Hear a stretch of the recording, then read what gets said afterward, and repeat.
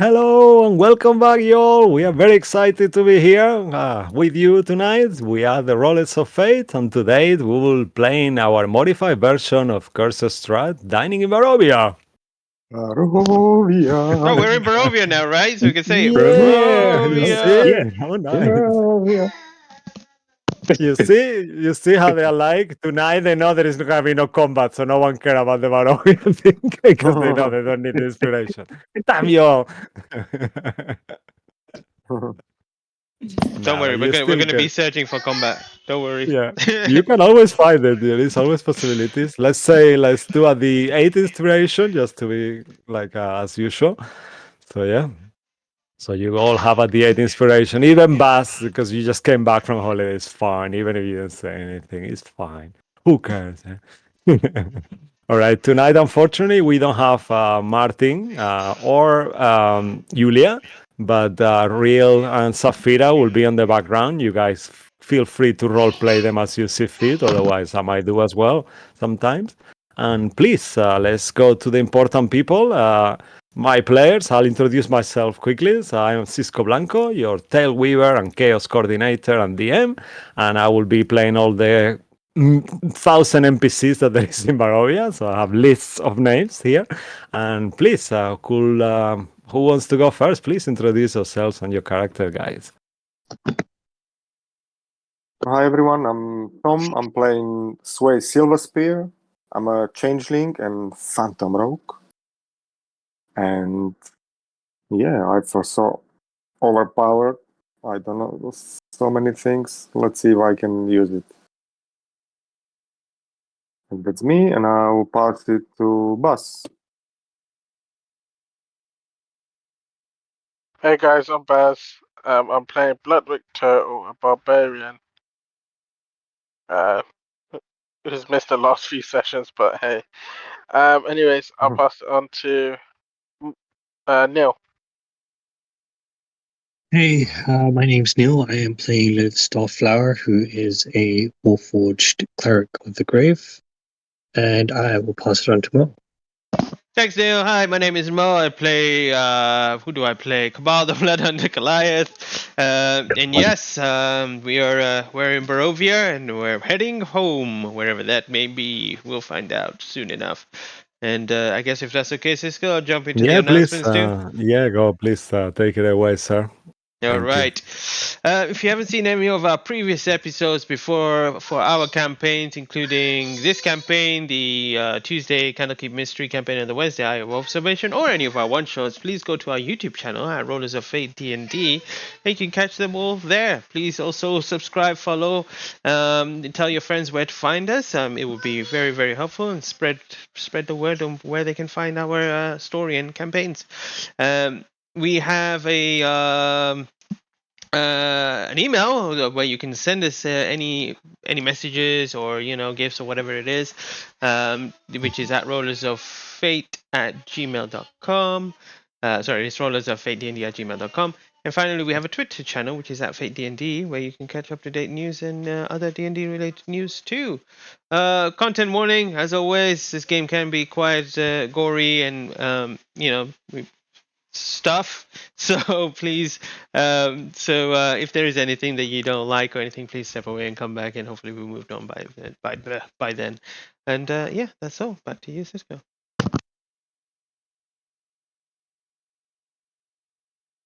Cisco, you're on mute. Sorry, guys. Yeah, I was there ranting on my own. Yes, I was saying thank you all for being here, playing with me tonight, and for you watching at home as well, who is tuning in from home. Please make yourselves comfortable and settle in as we are about to dive into the mists of Ravenloft. Woo! Thank you. That was sweet. Okay, today's episode name is Out of the Mist, part 2 of 2. And episode 136 and 107 on stream, but we did quite a few before we were streaming as well. So I'll do a little poem. A final red rhyme for the dead. It all began in the domains of dread. The horror never ends, golden doom to other worlds now spreads. From Count Blankovich to you, my dearest friends. Alright. Previously, the outsiders were trapped within the mist borders of Barovia. Yet, after ending its ruler Strahd von Zarovich and capturing his soul in a relic retrieved from the past, they traveled to Darkon to stop the destruction brought by a mysterious golden star that appeared after Azalin's Rex ascension. In a few domains of Dread and in the world of Aura, this star absorbs the souls of the recently departed, turning them into zombies almost instantly. Once inside Castle Avernus, the group and Van Richten explore several chambers, resurrecting Epp's duplicate, a Black Moon stone dragon that had been misled by the evil Skiver imp clones. In Vegna's hidden chapel, our heroes fought to death with their former lich friend Exethunder, who possessed Iran Salhonan's crown and the lost eye of Vegna, defeated the alien parasite and puppeteered him, and smeared Strahd's blood on the unholy altar, banishing the golden star from the domains of Dread. Afterwards, when Claudio Starflower was brought back to life, he returned in his original form to the sadness on some, and, and the outsiders had a new few recruits joining. Skivers won the benevolent imp, JT, the side-shifting juggernaut, and Eric Sanhonan's soul, that is the essence of their former ally. Following the improvised Vistani garden-style party, the group bid goodbyes to Rudolf van Richten, who will stay in Castle Avernus with the were-ravens, making sure everything is okay there, and to the Forest Master and the Chewingas, and travel through the mist back to Barovia. And this is where our story begins tonight, or continues tonight, shall I say, in Barovia, the heart of the domains of Dread. You and your companions find yourselves standing in Castle Ravenloft courtyard. There, after meeting the newlywed vampire couple Scratch and Escher, and finding out a few unsettling news. From the inner entrance of the castle, you see the resurrected Sergei Van Zarovich, who patiently smiles as he awaits for your imminent arrival. Just to remind you, the news that you heard as well, this is more for the players, your characters will remember because it just happened a second ago.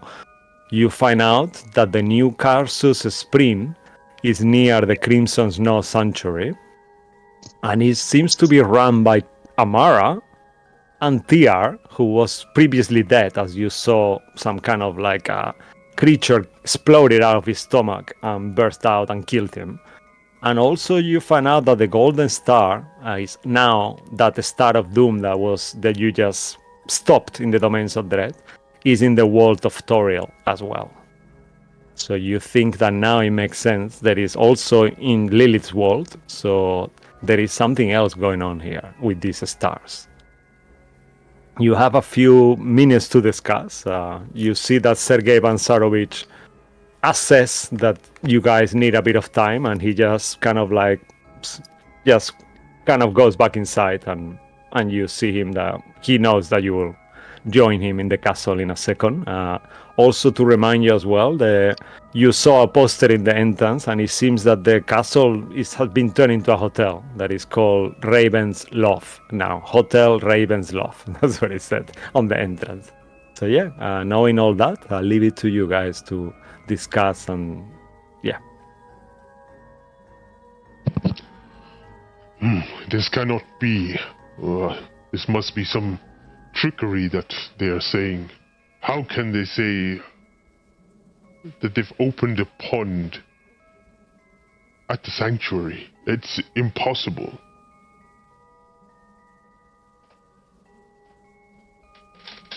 Well, This is Barovia, my friend. Anything is possible. No, we're discussing where I used to live. In the mountains. No normal person would be able to visit the sanctuary.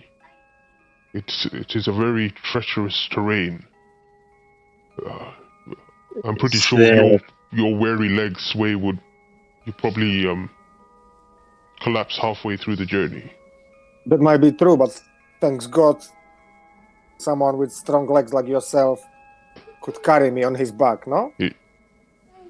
But it seems like that is not the case anymore. Seems like it is turned into some sort of resort with Amara and... Wait, did they say... Tears alive? Real will say, I mean, she was always alive, but TR, yes, TR, we saw him die. You remember Bloodwick? Did you actually meet TR, Bloodwick, and Amara? I don't remember if you did. I don't think he did. I don't remember. I mean, she was a tiefling. You were kind of in love with her when you Sway. Kind of the Real will look at you awkwardly and kind of wink.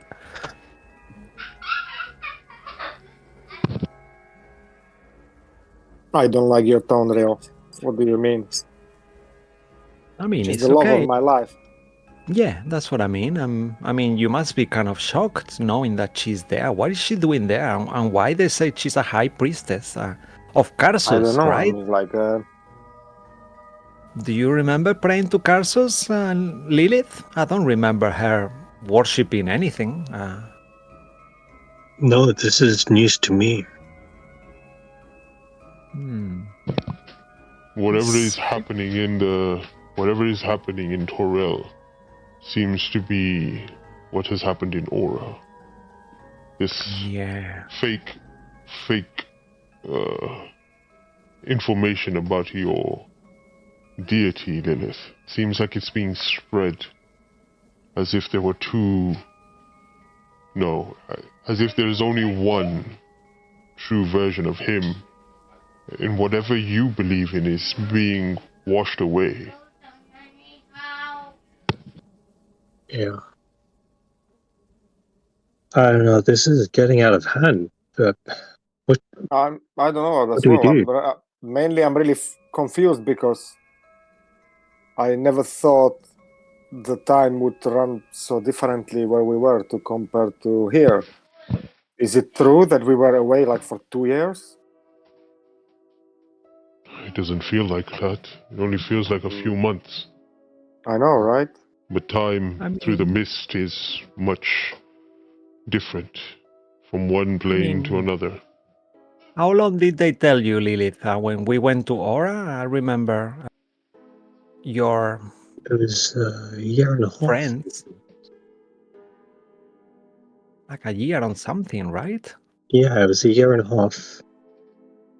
Okay, and then they told us that 6 months have passed since we left Barovia. So I guess that kind of makes sense. But how many years have gone past when we were in Toril? Now, if we return to Toril, how many months, years, days do the people that we know, have they all grown old? The people that we know still alive? All of you can make an intelligence check, actually. If you want to try to figure it out, like mathematics, this will be, like, based on the stuff that you know, you could try to calculate how long, even though it might not be fully accurate, but you could all try to do a intelligence investigation or insight check, even any of those two, investigation or insight, to see how long you discern that maybe one day in Barovia will be equivalent to in Toril, potentially, or...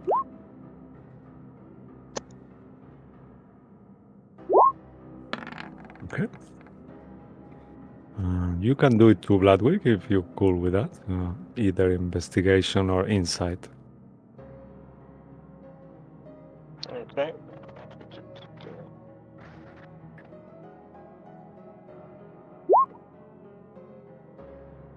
Okay. So Cabal and Bloodwick, you are not fully sure. Roughly, you ascertain like more than a week normally. You, Lilith, and Sway, you will both kind of ascertain. You've been around 50 something days now, 54 days exactly. So it's around 16 days. Every day in Barovia, roughly, is around 16 days in the domains of Dread. Then you don't know the changes between domains to domains or place to place. Like you feel like when you were in Aura, it was different, or when you were in Darkon, it was different to here. But in Barovia itself, you roughly think it's around 16 days for every day you stay in Barovia, in your world. Mm. So you're saying if we have been away for 6 months, then it's been more than... I don't know, it's been more than 2 years. Maybe 3? Liz just looks at Real.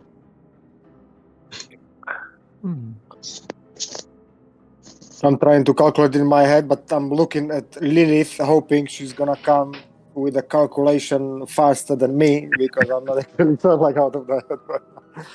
Yeah, Real being super intelligent as well, with you, Lily, being super insightful. You will both live is around 3 years and something.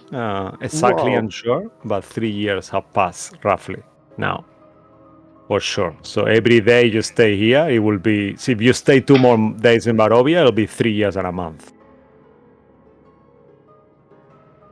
So it feels like it's a pressing matter in a way. Alright, well, I was thinking maybe we could take our time and leave, but perhaps we should go and speak to those people that are most important to us and conclude whatever we need to from in Barovia and leave from here. Perhaps we see what Sergei wants and then go speak to your father. I don't think we may have time to go to the orphanage or even the abbot, but yes. That's a shame, but I guess you're out. This is pretty shocking. I'm pretty flabbergasted from this time diversion. All right. Well, I'm surprised actually. Something is strange here. The Mortaron that came for you, Bloodwick, the creature that gave you your sentence for a month, Yeah. it has not returned. And it has been 6 months here, several years in the other plane. That is true. I didn't realize. I've completely forgotten about him. Perhaps they've completely forgotten about you. I really hope so. You can make an insight check on that as well, Lilith, or any of you actually who are having this conversation as you all having it together.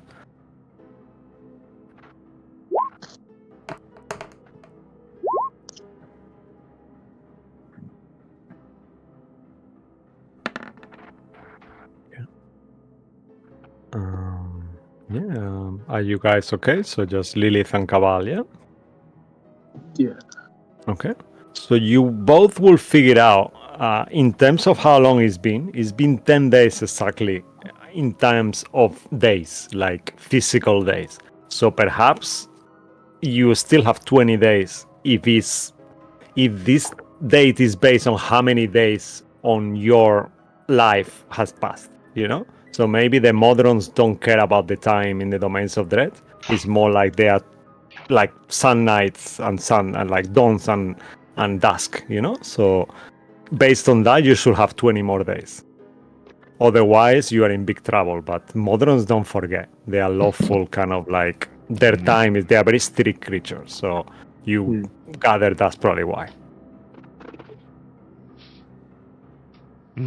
It does seem like they are creatures that may not forget such a thing, and for them time is not relevant, but they're days that you sleep and wake up. Perhaps they're working off your cycle. I think it's only been 10 days in that instance. So you have another 20 days before they come calling, Ludwig.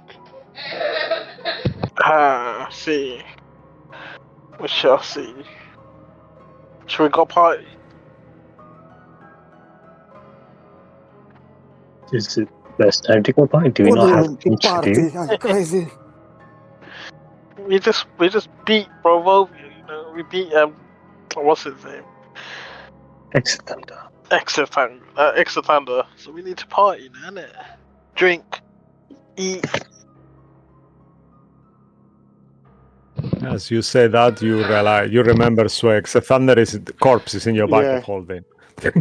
Yeah, we're gonna leave him like with my father probably, like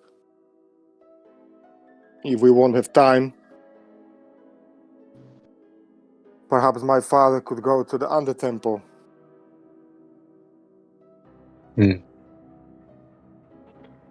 I mean, I suppose we could make time for that.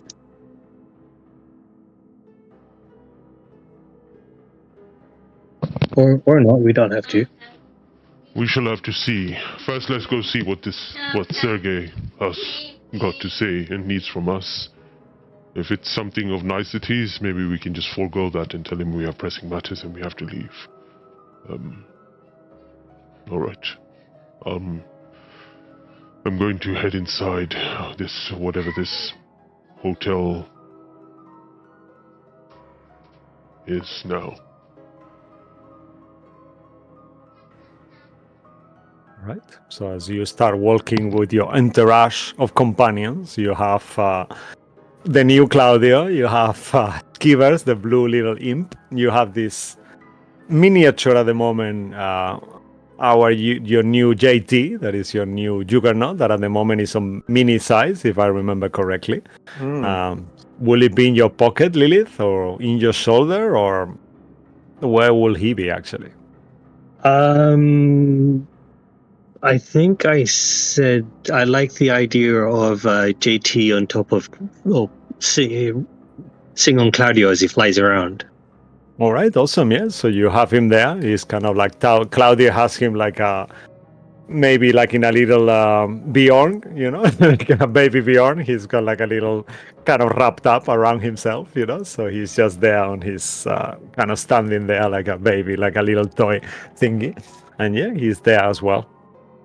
And as you all walk or fly towards Castle Ravenloft entrance, you have all these flashes, you know. It's kind of like so scary to be back here and everything has changed so much, you know. Like the pressing dread, it doesn't feel like it's here anymore. It's like the land has been cleansed, you know. It just feels like a different vibe to Barovia itself, you know, without Strahd. Now with Sergei here and this new vibe, you know, it's sunny, it's a beautiful day, and it just feels so oddly weird for you outsiders who have been fighting and traveling and kind of killing things all the time. And everyone, you see everyone is partying around, eh? Yeah, you know, it's like you had a party last night, like all these were ravens and celebrations, and all these things feel so foreboding, you know, like every time you guys had a party, something bad happened in the middle of the party, and yesterday wasn't like that. It just like, it was truly a celebration, and it just feels odd. And like always, straight away, as you thought everything was going really well, then you had really bad news again. So as you were walking, all those thoughts are lingering in your mind, and you arrive to the gate that is left open. You enter the castle itself. As you enter, you make your way. I'll leave it to you actually to figure out where to go. Where will you be going in the castle? You've been to Castle Ravenloft quite a few times, so you know the structure quite well. So where will you guys think that Sergei is? I mean, I would think that there will be a reception right at the beginning as we enter. Yeah. So I can imagine one of the Monger folks or someone like being the receptionist, you know. Yeah. So as you enter the core, I can't remember how it's called. How is it called? For fuck's sake, damn it. The first room you enter, as you enter, how is it normally? Yeah, reception, like the hallway or something like that. Yeah. So you seen there, there is a Monger folk itself, one that you haven't met before. He seems to be female Monger folk. She's got huge spectacles, like bigger than her face, and she's got like a big, like a eagle, and kind of like a fur and kind of wolf ears. And she says, "Hello, welcome. Are you the outsiders?" Depends on who's Looks asking. like you are well informed. Yeah, sorry, the master told me he's in the dining room. You can make the way there. He told me you're waiting for him. Thank you. Perhaps one last dine in Barovia. Mm-hmm. Yeah. We know our way. All right. Yeah. You seem to know the way. You just follow there. If you just go this way and follow the hallway, go to the left, you'll find the piano room and the dining room. You see the castle is very clean now. Everything looks pristine and fully reformed, painted, and restructured pretty much. All right. Let's go.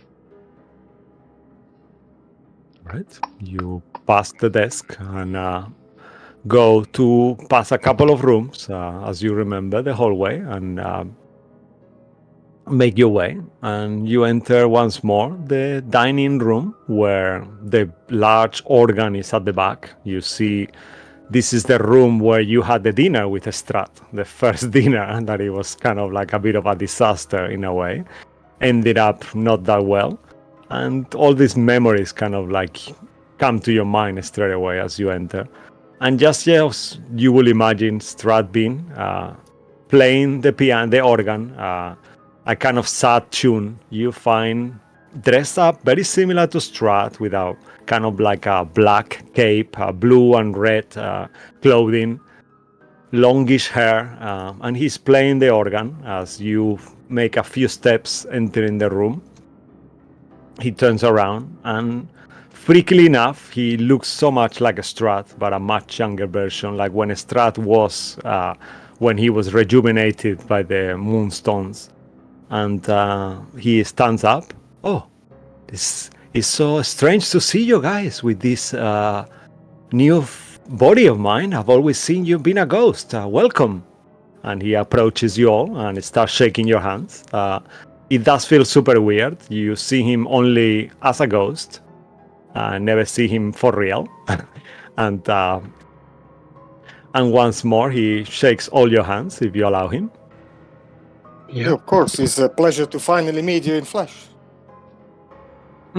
Yes, likewise. It's very nice to see you all. I wanted to speak to you. I know you just arrived to Barovia. I wanted to offer you accommodation as well, if you want to stay in the castle for a little bit. I don't think that's going to be necessary. We are not staying for long. Oh, that's unfortunate. Why are you not staying for long? I mean, Scratch and Ishert talked a lot about you, and they were saying that they would like you to be partners as well. As you all can see, we are making this place into something useful. So we would like you to join our little family and become part of our business here. Join and become partners of the Hotel Ravensloft. That's why I wanted to speak to you, actually. I mean, that is, I guess, most appreciated, and we are grateful for the offer. Are we not? Absolutely. Yes. But, I mean, you won't have to do a lot. You just will have to sign make a few things official, sign a few papers, and then show yourselves every so often around here, a representative from your team.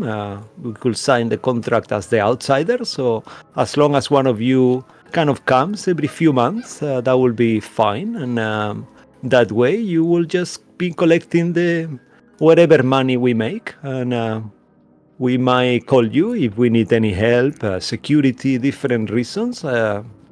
So yes, I would love that, actually, he says. All right. I mean, I guess we are happy to do that, but we are actually have pressing matters. We are actually leaving Barovia today, hopefully. Oh, I'm sorry to So- hear. So soon. Why? We must, because what was inflicting this world just a few weeks ago, well, Barovia and the other domains of dread is now also in our world. There is a greater threat than your brother was ever. But thanks to your brother, well, a part of him, we've managed to stop stuff here. We have no idea what to do once we get there, so we need to figure things out, speak to people in our world, or in our plane. Yeah, that's another matter I would like to talk about as well for a second. My brother. What do you know about my brother? He actually contacted me. I was rather upset, to be honest, and surprised and untrustful and dubious about what he was saying. He seems to have changed. He told me this story that thanks to you, he's found his true self, and he didn't want to hurt people or be horrible anymore. I don't really believe him. It sounds like a bunch of lies, knowing my brother. And he is now the Dark Lord of Darkon. It doesn't make any sense. So, does that mean there is no Dark Lord here anymore? Does that mean I'm the new Dark Lord? I'm very confused, and I wanted some clarity. Do you believe my lying brother now? Do you think he's actually changed? Do you believe this to be possible, or do you think he's just talking poppycock as always?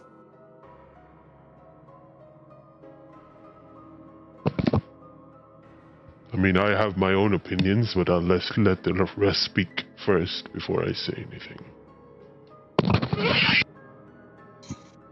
I mean, Lilith, you are very insightful. I remember the little I know of you. You've always been the deducting person in the group. What do you think? Do you really think that there is a chance that he could have truly changed, or is he just lying? I would like to give him the benefit of doubt. I've already felt the sting of having given him that doubt before and been proven wrong. I don't think he's changed. Yes, that's what I think too. I probably agree with you. Everyone deserves a second chance.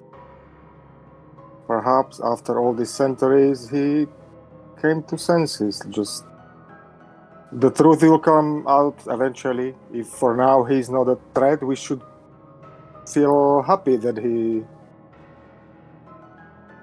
stopped being evil, at least for some time. Strahd is a person who is driven when he wants and needs something. When he returns, he will probably want his throne back. So, I implore you, firstly, not to challenge him. And secondly, the mist itself affects his mind, warps it. He sees things which are not true. And if you take a wife, he may think it is someone he truly believes should be his. And he will return to think that you have taken her once again. Do not repeat the cycle. Break it if you can, Sergei. That is one thing that will keep this. Perhaps That's his curse that he might think it's a Yeah. Tatiana, even if it's not. I know, my poor Tatiana. I just can't stop thinking all the time that she has been suffering with him. I know her soul is free now. She's not with him anymore. She cannot move on, as you know. She's trapped in this circle, but I don't think she'll be reincarnating in Barovia anymore. If he's the Dark Lord of Darkon now, that means she will probably reincarnate in Darkon now. You Instead. all might not agree, but you know, I spent some time here with him, and at the bottom, he's not a bad person. He's just been confused. He laughs. He's not a person. Nothing by a person, but yes, sure. He looks at you intensely, Sway. I can maybe concur with Sway. I don't truly think he's evil-minded, but Like- he has. Like- Yes, he is delusional. Once he strives for something, he will do anything in his path, Like even you said, destroy. the power of the mist is what got him, what changed him. Yeah, I'm So- aware of that. I mean, you guys went traveled to the past. I heard stories. People say that you all started with that witch. What's her name? It just sometimes it feels like she didn't even exist, like a memory. I don't even remember her anymore. And you realize that this is kind of like a effect of you changing the past. So it seems like Baba Lysaga has been erased from reality. So he kind of for a second thought of something, but then he doesn't remember, because in this timeline, Baba Lysaga never existed as such. So he's confused between both, because he's from an older timeline himself, but now getting to the new reality, he seems a bit confused, and he looks at you all.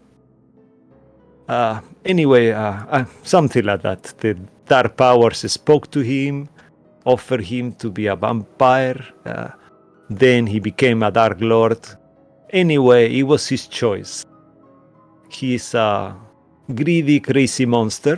We all agree on that. Perhaps he's not as bad innately. Let's hope. Let's give him the benefit of the doubt. He's not here. I don't know if he can actually come here, but Bloodwick, I remember when I was a ghost just floating in the ether. I remember he was your master. He kind of took control of you for a while, right? How was that like? What did you see on him, Bloodwick? Oh, no, we lost Neil. A lot has happened since then. I tend to like to forget about everything that's happened in the past because it haunts me and puts me in a difficult place. So I like to forget about all of this. Yes, of course. I imagine you must have gone through so much trauma. Sorry for reminding you. I just,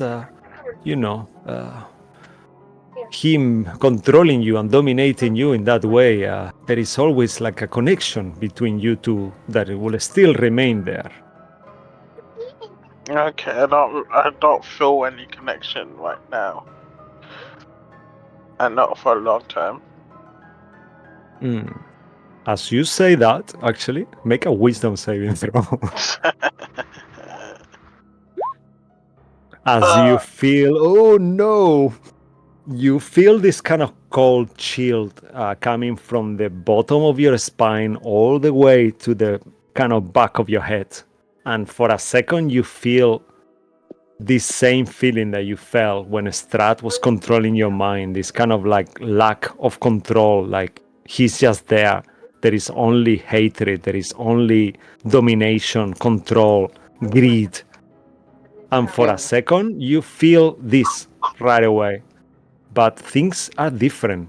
Now you feel like a sense of peace, like like almost for a second you are feeling what Strahd is feeling, and there is curiosity, there is peace, there is inner balance. But at the same time, on the back of your mind, this name still haunts you, Tatiana, and that every time Tatiana's name has been mentioned in this conversation, almost you felt like your little turtle hair you might have kind of got spiked a tiny. Okay. So it's something like you are fighting Strahd. Based on that, you could feel like Strahd is probably fighting his inner instincts, but he is, whatever he is, he feels to find a bit of balance. But you can either keep this to yourself or share it. That will be up to you. You all see that Bloodwick just gets really still for a second. I'll share what's happened to everyone. He will have a connection to you and to all of us in a way. And perhaps it might be a good idea for us to leave behind whatever it is that is not ours no longer. Here is a book, his diary. Perhaps you can keep this, Sergei. Keep it somewhere safe. Maybe... Which book? I imagine you take it out, and on the cover you have the Ravenloft kind of insignia. It's like a raven itself in a castle, you know, that is the family crest. This is yours and belongs to you and your family. Oh, this is my brother's diary. Read through it. Understand what he went through and why he has done it. Maybe it will give you some more of an insight. And peace.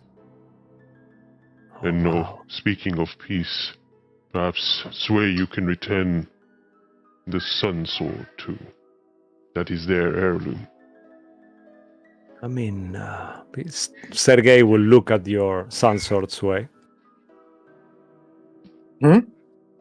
This was Sergei intensely look at the sun sword and to your holy symbol of Ravenkind, Lily. This one here, actually, that I'm wearing at the moment. And as he looks at your sword first, he says, well, Sway, this was once mine, you know. This was my sword. But I feel like it belongs to you now, Sway. You found it. It made its way to you. I don't know. I mean, you have the last word. Yes, you're right. Perhaps you should take it back. It belongs to you. If something happens in this strange lands of Barovia, perhaps you should be the one wielded to protect the people, your people. And I give like a, I just look at the hilt, kind of activate the sword, kind of give it the last glimpse, and then I pass it to him. He looks at you. Make a fate roll, actually. Because the DM doesn't really want you to give up that weapon. So let's do it as a fate roll, and that will determine how he reacts. Oh, wow. Well, I think the dice have spoken there. With an actual 20 on your fate roll, he will just look at it and said, I agree with you. This weapon could help me to defend my people one day, but it's not mine anymore, Sway. As much as I appreciate you trying to give it back, it's yours now. You found it. It belongs to you now. It's a part of who you are. And perhaps one day, whenever you finish your quest, it feels like, as you say, you have pressing matters. Perhaps it will help you on whatever new voyage you have awaited you. I feel it. Your strings of fate intertwine around all of you once more. And perhaps when that is all sorted, I will accept it. But for now, just keep it. Just promise me you will bring me back one day. How is that? I mean, agreed. And I kind of shake his hand, hold his hand, looking deep into his eyes. Yeah, he kind of I'll like do so, looks the brother. same way. I call him a like, brother. I call him a brother. I do so, brother. oh, he kind of smiles. Well, I But wouldn't perhaps, but be still, here. Mm-hmm. I look at his side and I see he's got like a beautiful but regular sword.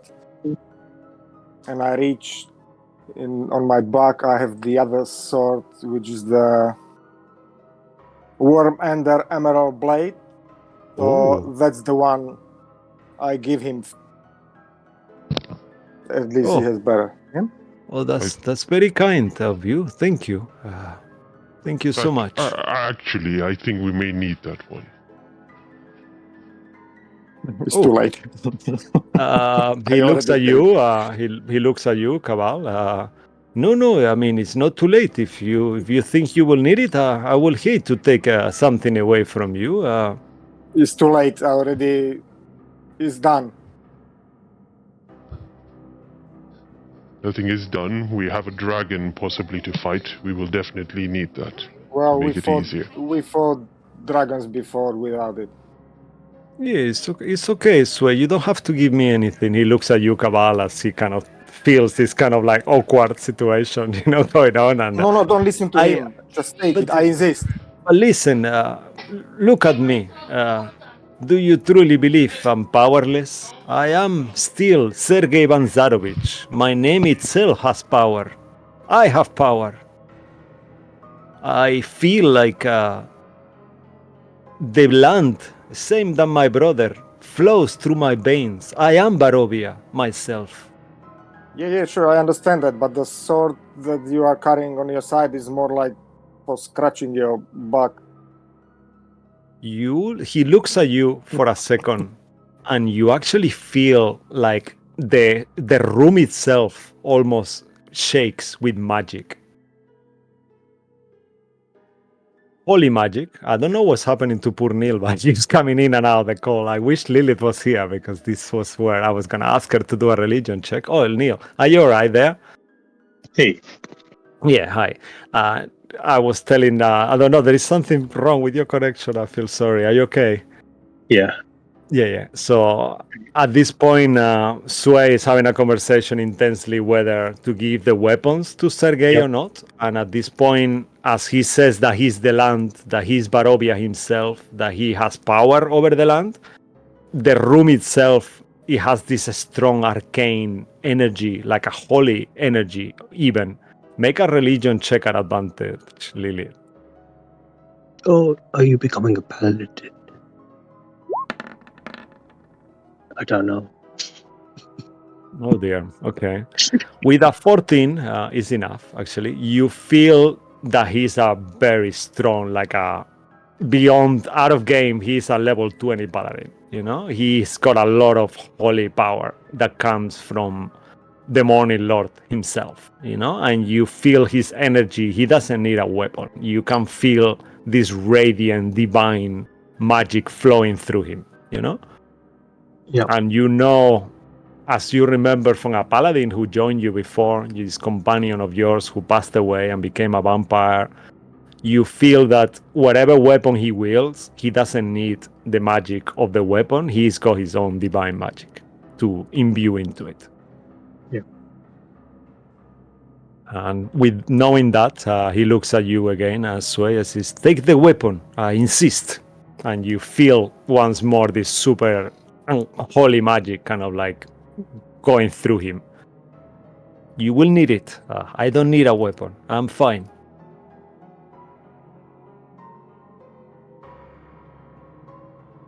So he puts it out for you to take the weapon back, Sway. Sure. Whatever.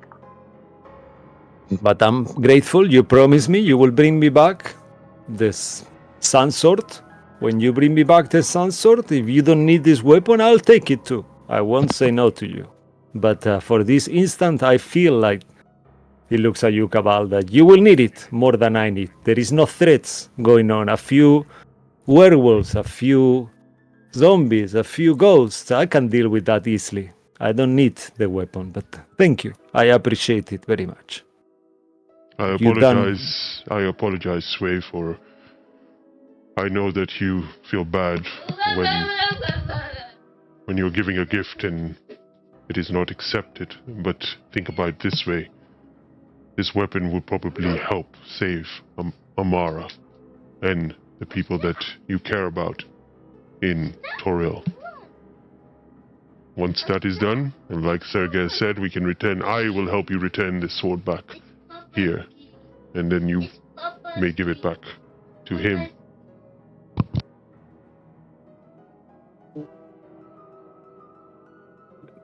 The same with that holy symbol. This holy symbol of Ravenkind, Lilith. Yep. You can, if you think you're gonna need it wherever you go, you can keep it for as long as you need to. It is yours now. You don't even have to give it back to me, even though if it's a family relic that has been in my family for generations, it does not matter to me anymore. These are new times, new beginnings. I don't need these mementos of my father's tyranny and my mother's sadness and my brother's hatred. And he looks at the holy symbol again, and to you. Okay, I appreciate that. I'll hold on to it, and if at any point there's a time that you need to have this back, just reach out to us. All right, I will. Do you see it on the screen? Yeah, you do. That's how it looks like, just even though I'm wearing it as well, but this one is much clearer, bigger picture. That's how it looks like. All right. Thank you very much, Lilith. Yeah, it's good. You can keep it. I heard, I'm not sure if it's true or if it's mythos. I've heard that people like you live forever. Is that right? Oh. Is he talking to me? Yeah. I mean, it depends on your definition of forever. You have a small lifespan. That's all it is, and a frail body. Yeah, that's what it is. I mean, I'm sure you're gonna use it and put it to good use. The power of this holy symbol of Ravenkind was made to fight evil, and with such a long lifespan, like you said, you will put it to good use. Better than me, I'm sure. Yeah. My life is puny short. And with your passive insight, you see on himself, he's not sure about how long his life is going to be now that he's been resurrected. Oops, sorry. Yeah, and you see that he's unsure on that. But yeah, you will put it to better use than me, I'm sure. Thank you. He's holding the Tome of Strahd on his hand as well, after you gave it to him, Cabal.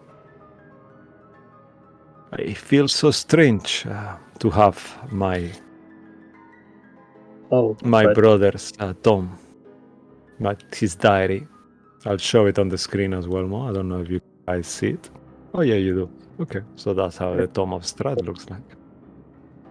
Lilith will kind of interject and go, I don't want you to feel upset about your morality, because, you know, tomorrow's never guaranteed for anyone.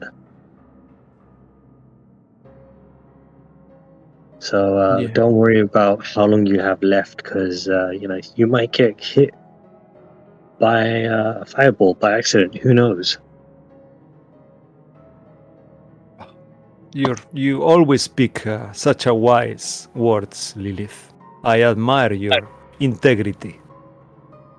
And if you allow him, he kind of goes to reach out very slowly, because you gather that he knows a little bit about you, enough to know that you don't like to be touched, but he's attempting to put his hand on your shoulder in reassuring. But he does it so slow that you can reject it if you want before he gets there.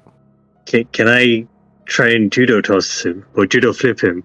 Yeah, my he kind of like you see that as he does it, he's gonna do it. He sees your face, and then he kind of like moves to Cabal's shoulder straight away, knowing that Cabal probably doesn't mind. And he puts the hand in your shoulder, Cabal, and he smiles. He says, "Well, that wasn't awkward at all. I have some papers for you to sign, changing the subject." And he kind of like looks to the side, and in there you see that there is a little goblin, kind of dressed up with a suit and like a servant livery, worker rather than servant. That would be more like a appropriate word. And he says, Rodolfo, would you mind getting the papers ready? If you're okay to... Rodolfo would get this ready. Will be a few minutes. Would you like a glass of wine or tea or some quick something? It will only take a few minutes, and then you can sign the partnership and then move on to wherever you are going in your next adventure. Okay? Perhaps we should just get some wine for a slight celebration of what we have achieved. If you do not mind, Sergei. Oh, that will be lovely. I think probably even better than wine, I can get some champagne de l'Estampe. So please, Rodolfo, could you please get that? Wine? You prefer wine, right? I saw your Could we face, get that red wine from the distillery? Yeah. Oh, yes, of course. The grape mash #1. Of course, definitely. Sure. Let's do that. Let's get both. Okay, Rodolfo, please. And the little goblin kind of says, of course, my master. You don't need to call me master. I told you so many times. Just call me Sergei. Okay. He kind of like stopped himself to calling him master again. And he just runs really quickly out of the room. As you all stay there for a second, you can ask him whatever you want, or any conversations will take place, whatever you want to say to him, or we can move forward if you want a little. Sway, are you all right? I didn't mean no disrespect. Yeah, I'm all right. You sure? Yep. All right. Mm-hmm. A few minutes pass. Rodolfo enters the room with a tray. On the tray, you see a bottle of champagne that you see is called Champagne de l'Estampe. Also, in there, you see like a bottle of wine. Like it seems to be like a wine that you've seen already before. The classic Barovian wine. And different glass, a lot of glasses on it as well. Rodolfo opens both of them and starts offering you and passing over. There is some light snacks as well. There is some cheese, some bread, and a little thing that he's put together there as well. And as this wine and champagne, he starts pouring and offering you each. So let's say that you all have whatever drink you chose to have. Some of you will have champagne, some of you will have wine. There is enough for all of you, and the papers are put in front of you. It's kind of like a hefty, like maybe 3 or 4 sheets of parchment, all with this kind of like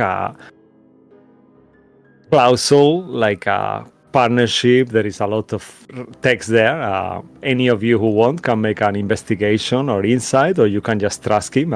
For disclaimer, there is a signature place for each of you at the very end, and it's got your names written on it, the outsiders. And what it says basically is that you agree to become partners on the business. The only thing you have to do is like come once every few months to visit, like a minimum of 6 months, a representative from you, from one of your party, to make sure it's okay. Let me see what you guys roll. Okay, perfect. Yeah, that makes sense. Sway, you see different scriptures on it. Like basically, in terms of binding, there is nothing really binding. You can come out of this contract whenever you want. It requires for you your presence once every 6 months, or the representative from one of you. If anything were to happen to the castle, you are not liable for anything. Lilith, it sounds like so weird to you. You are not a businesswoman, even though you made the yo-yo project. I think that's kind of what blocks your mind, you know? Like you start thinking of your business with Blinsky as you start about to read it, and it's like, oh, damn. Yeah. Damn, my own hatred is stopping me. Yeah, Cabal, the same with you. You kind of like start reading half of it, but then once more you think of your house, what happens to your mansion that you still own. Actually, there is the ledger of your mansion that you have yourself in your pocket, and the windmill, you know, and all these kind of thoughts kind of distract your concentration on what you are reading. And then you keep reading Sway, and all seems to be accurate and nothing dodgy, nothing weird on it. It sounds perfect. I could come to see my father twice a year. All right. It sounds fantastic. So each of you, I put your names and surname. I wasn't sure of your surname, Cabal. I was a bit conflicted whether to put, your Barovian. You said this many times. You don't have a surname, so I don't know if I should. Walter Durst. I don't know if I wanted to put that name. I know you don't like that name, but I put Cabal Durst, so I hope it's okay. It is just Cabal. Okay, but it could be so many Cabals, you know. We have to. You understand? If you want, I can just take it off and just Cabal. Cabal itself is fine. Sure. He looks at you, kind of like. That is sure. more acceptable. All right. Okay. I'll just pull a little note, Cabal from the Crimson Snow. How about that? Fair enough. All right. Great. And he kind of like just makes. He's got like a inkwell and a quill, and he kind of like modifies. You see that he uses some kind of magic to it, like he puts his hand over it, and then surname disappears on the page. And then he writes it with a quill between brackets with a beautiful calligraphy kind of like signature, and he puts off the Crimson Snow. All right, so please, each of you can sign. Bloodwick as well. Yes, I wasn't sure if War Turtle was a nickname or was a surname, so I put it anyway. Is that okay? Yes, yeah, that's fine. I'm still War Turtle is still my name. Oh, okay. Well. All right, fantastic. All right, yeah. So if you are all okay, you all sign this. I don't sign it. I cut my thumb and then I stab my thumb on it. Okay, all right, yeah. That's he says like he kind of like looks at the blood in a very unusual way, not like in a vampiric way, but just kind of like shocked by it. He smiles like, you see on his face like he's a bit proper, you know. He's quite formal. You see this. He smiles. Do the rest of you? Do everyone sign? Yep. Yeah. All right. Yes. Okay. Give me the quill. There you go. Okay. I've signed it now. Yeah. Grave match number 3. So as you all signed and drink your beverages and have a few snacks, time passes by.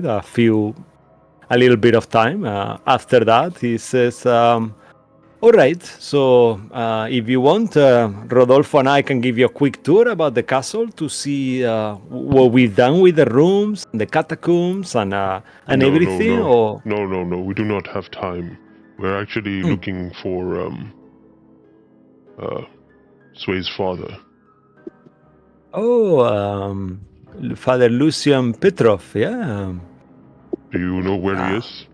I believe he's in Balaki at the moment. We still use the brazier upstairs. You know about it. We charge our guests for this service, but obviously you are owners now, so it will be free of charge for all of us. So you can use it. You could instantly transport yourselves to Balaki, where you will see Father Lucian Petrov easily there. And yeah, of course. I'll escort you if it's okay. If you must. If you want to leave straight away. Yes, if you must. We know the way to the...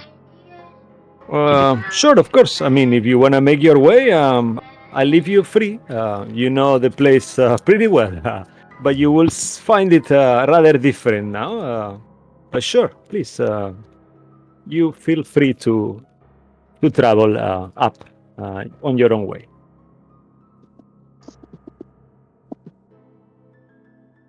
And he says, all right, so I hope to see you soon. And keep me informed.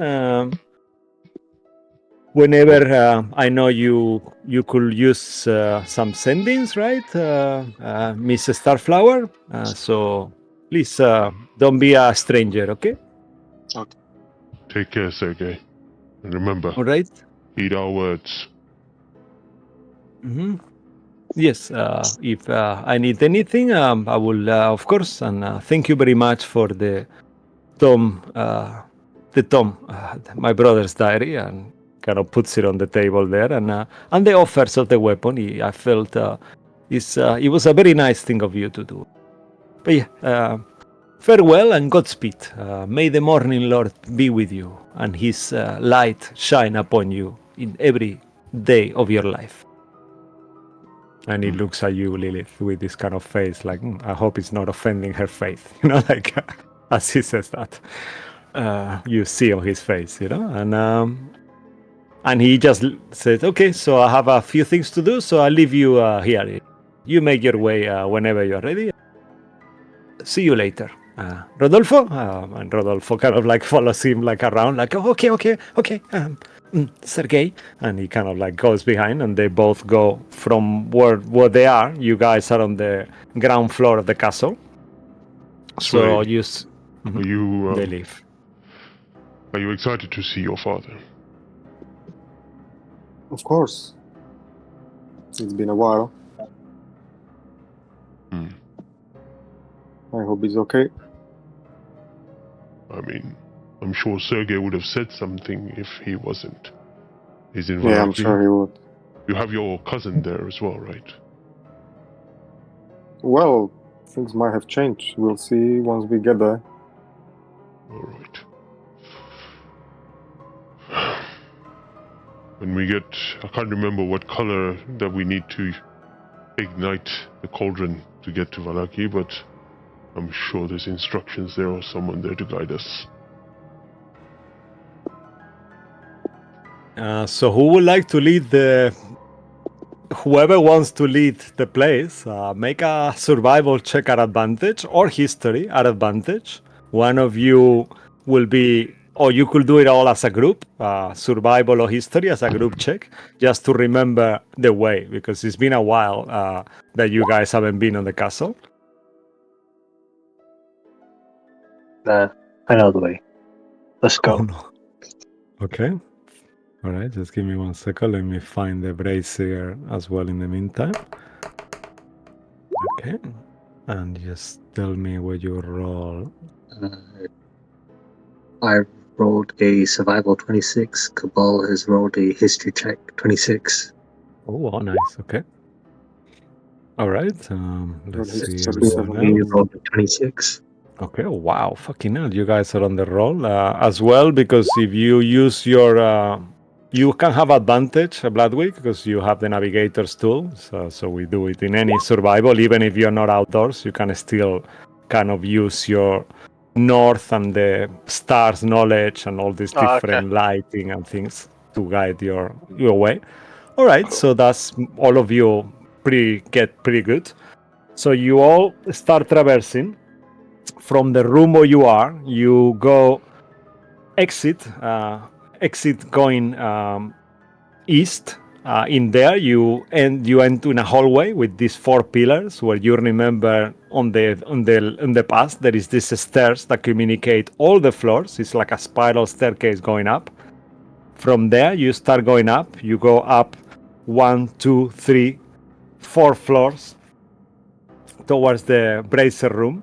You notice the place itself is beautifully decorated. All the rooms are super clean now, and everything sparkles. New floors, new paints, and everything.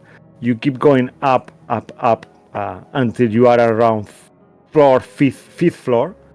From there, you take a couple of corridors full of statues, and as you pass for the place where the heart of Strahd was, in there, that gives you all these creepy GBs, or whatever you said, the heebie-jeebies, or whatever, as you pass there.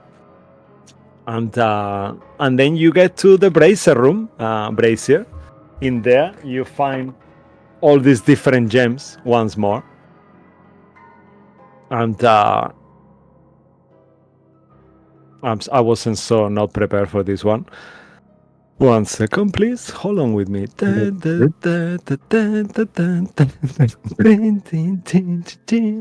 Anyone has anything to comment in the meantime while you make your way? Just to give me a bit of time to find it, please.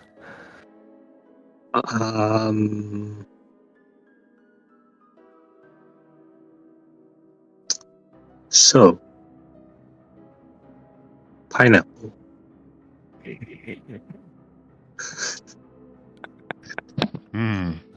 It is a good tenderizer. Apparently, if you turn a pineapple upside down, it ripens quicker.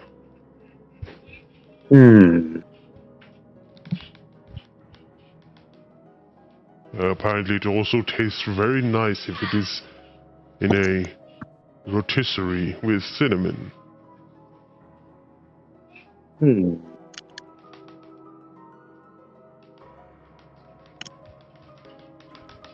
Okay, got it. 1 second, I just need to find that room now. Yes, it's here. All right.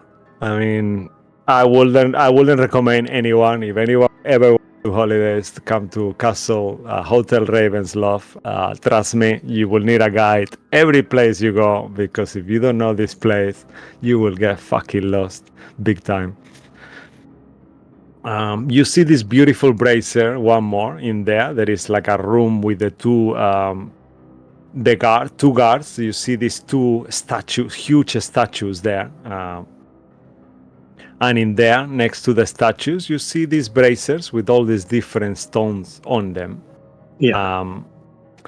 As you remember the different stones. You remember that you will need the blue one to actually go to Balaki, and don't quote me on this, because I'm kind of improvising, because I've given up. I know what it is, but I cannot find the text. So let's just pretend that was the blue one, and you know that it will take you to the coffins maker shop in Balaki. That's what to his attic, where you saw before there was full of coffins, mortuary coffins in there. So you throw this blue stone into the brazier, and as you do, a portal opens in front of you. I assume you all straight away enter the portal, and as you do, you all teleport it away. You see now, here it is. I mean, that's very easy. Case 78, so it's a fucking nightmare. Okay, 1 second, let me just do it properly. I've been lazy here. 1 second, and I'll read it to you, because I like the text a lot. I think this is interesting. Okay. So yeah, blue for the one you love. Okay, perfect. All right. So, do you all go through? Yep. No. All right. Yes. All right. As you all go through, you find yourselves whoosh through this kind of like a ethereal portal, and as you enter, you find yourselves inside a dark room. You don't recognize. You are in an attic. There is no coffins there anymore, but you are in the attic of this building that you remember being the coffins maker building that you actually killed several times, actually twice. But it seems like the building is abandoned now, and the door seems to be locked. I'm pretty sure we burned down this place. Yeah, that's what it seems like. It seems a little bit like it's been rebuilt, so the house itself is being rebuilt, but it seems to be closed. The door where you are. You remember, you can actually, if you don't mind, Mo, you can take the Tome of Strahd out of there, and I'll give you the picture in a second of Valaki and the map, a different map, if it's cool. And I guess it's full darkness, even though it's during the day. It seems that the windows have been boarded up, and the door. There is a door there. What do you guys do? Can I cast light on a coin? Okay, and then perfect. start heading towards the end of the corridor. All right, perfect. So you do that. As you cast light, this coin illuminates the room. It seems to have been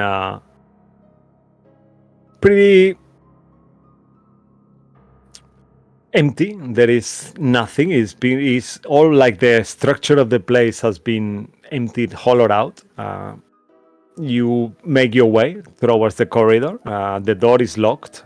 Sway, do you want to unlock it with your Thieves' Tools, or Bloodwick? Do you kick the door? You have two options there. Or someone. No, let's just be nice. I'm gonna get to the door and to open it. Okay, yeah. So it's easy unlockable, lockable. So you don't even need to roll. Actually, do. Why not? Oh, no, Even one. with Yeah, you see, with a natural one, you got a 29. So it's okay. It takes a bit of time. In the beginning, it's like, like it takes, damn it, the tools kind of like bend a little as you try to do it. One of my you break one, but then take a new one and start making it slower. And then, the door unlocks and you see a stairs going down. The house itself seems abandoned fully, but it's been repainted and it's on the process of being reconstructed. There is no coffin maker or grumpy old man as you remember him. I guess you make your way out. There is no one here, you said? Yeah. Make a perception check if you guys want. Anyone who is interested, to see if you hear any noise or something. 25. Okay. Perfect. I think with that one is more than enough. You are certain there is definitely no one here. It sounds like builders, maybe. There is a hammer kind of sound coming from the bottom floor. And that's the way you go all the way down. And as you arrive there, you see that there is a man. He doesn't look like Herring Vanderborg. That is the coffin maker that you remember being the owner of this place. He looks like a normal human man, kind of young, on his 20s. He's there, like dressed up as a builder, and he seems to be kind of repairing the door. Space. He looks at you. Oh, sorry for scaring you. We just came, so. Hi. Yes. Uninvited. We're just gonna pass through, and we're just like. Do you come from Castle Ravensloft? I didn't think that this gem was active yet. Sorry for the state of the building. We are repairing it. We are aware we are running a little bit late. I'm sorry for that. Yeah, please. And he opens the door, like out into. Don't worry, that is fine. We were the one that caused the damage. Oh, he kind of like awkwardly smiles. All right. Yeah, I'm not my business. I'm just an employee here. All right. Good day. and you kind of exit. As you exit, you find yourselves one more in Balaki. The town itself at this point is kind of in the morning, afternoon, getting to 4 o'clock in the evening, roughly now. So the town is still pretty buzzing. You exit. As you exit, you are in the high street, on the shopping district. You remember you are close to the town plaza, and you know that your father's chapel is all the way out of the village. Is that where you are planning on going, I guess? Yeah. Or do you want to stop anywhere? I'll give you a map, actually, here as well. Do we Just have so time you- to stop in the orphanage? I think it's just along the way, isn't it? It Yeah. is actually. Yeah, it is actually on your way. Yeah, on our So way. if you guys are, you have the map here. So at the moment you guys are here, actually, this is the coffins maker shop. Is around here. That's where you are. You guys see the pin there? Yep. Yeah. So you will be in one of these buildings here. That is where the coffin maker shop is. The orphanage is this building here. Mhm. And your father's chapel is all the way to the other side here. So yeah, the of course. quickest way is for you to take the high street, the main street there, The main street, and yeah, you will just have go. to walk all the way. So then you could actually make your way, and it's on your way. How much you spend there, that's up to you. But it is definitely on your way. Well, as before, once we get, I'm just gonna prepare like 1,000 gold pieces for the orphanage. You think to yourself, Lilith, you know Mhm. that Isabetta Morak's pastry shop, Sibilna, as you know her Yep. formerly, is actually on your way too. And that's the normal thing that you do. You normally take Yep. sweets for the kids. Would you be interested in doing that and seeing Sibilna again Yeah, on sure. your way? Yep, definitely. All right. So as you go through the main square of the town, as before, pretty where the stocks used to be, the stockyard and these kind of like torture devices, that was changed, long change. Since you've been here last, everything looks pretty beautiful. You have all these flashes of that Fae party that never happened, that when you got crowned, Lilith, to be the high priestess, and they did this parade with you with the flowers, and you got attacked. That was the last memory you have of this plaza, kind of like, and you pass there, and then you see on the corner there is, as always, this little shop, and in there you see a familiar face. As you approach, you see Sibilna on her own older version of herself, still looking beautiful and lustrous, smiling. She's looking at you straight away, making eye contact, like almost like she was expecting you, as always. Oh, hey, long time no see. How are you doing? Oh, hi. How are you doing? It's good to see you. Yeah, likewise. You look like you haven't aged a day since the last time we met. I could say the same, my dear, but unfortunately, time you don't age, do you? No. She says, and smiles. But yeah, it's nice to see you.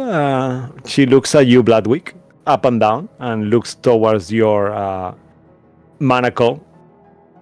And you remember that she has one too, as well. It's kind of like this awkward moment as you all realize that she's still wearing her manacle. You see it on her leg. Oh, yes, still on best behavior, I see, Bloodwick.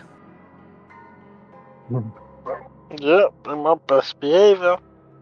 I know, it's lovely, isn't it? She says, I'm really enjoying being on my best behavior too. Well, Great. let the past be the past, right? Let bygones be bygones, like they say. I wanted to speak to you. Oh, please, Cabal. Nice to see you as well. I cannot say the same to you, and I'm sure the Moderons themselves will probably not let the past be bygones and inflict punishment and judgment on you as they should. Yeah, I could say the same, but however, I wanted to speak to you, Bloodwick, actually. I have some information for you. I Take it actually with a been... grain of salt, Ludwig. As my trial is gonna be happening after yours, actually, I was thinking that if you want, I could actually be your lawyer on your trial.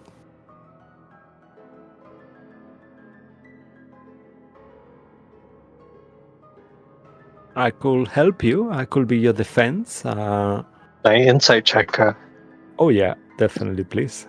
You can definitely insight check that.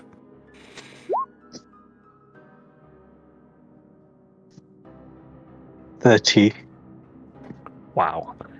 With a 30, she seems to be willingly saying that. You don't see any malice on her intention. On the opposite, you see that somehow she's thinking on herself as well, that this will help her as well to look better in front of the court.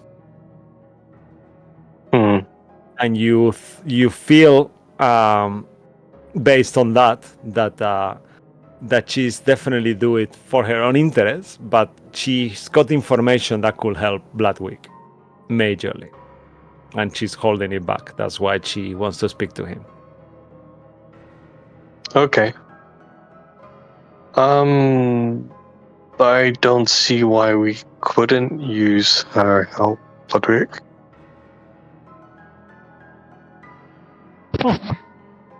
What do you mean? That she is not to be trusted, no matter what. I've changed, Cabal. It's No not one- fair what you're saying. I don't give a shit if it's fair or not. You cannot change. Your words are just lies. You are shackled.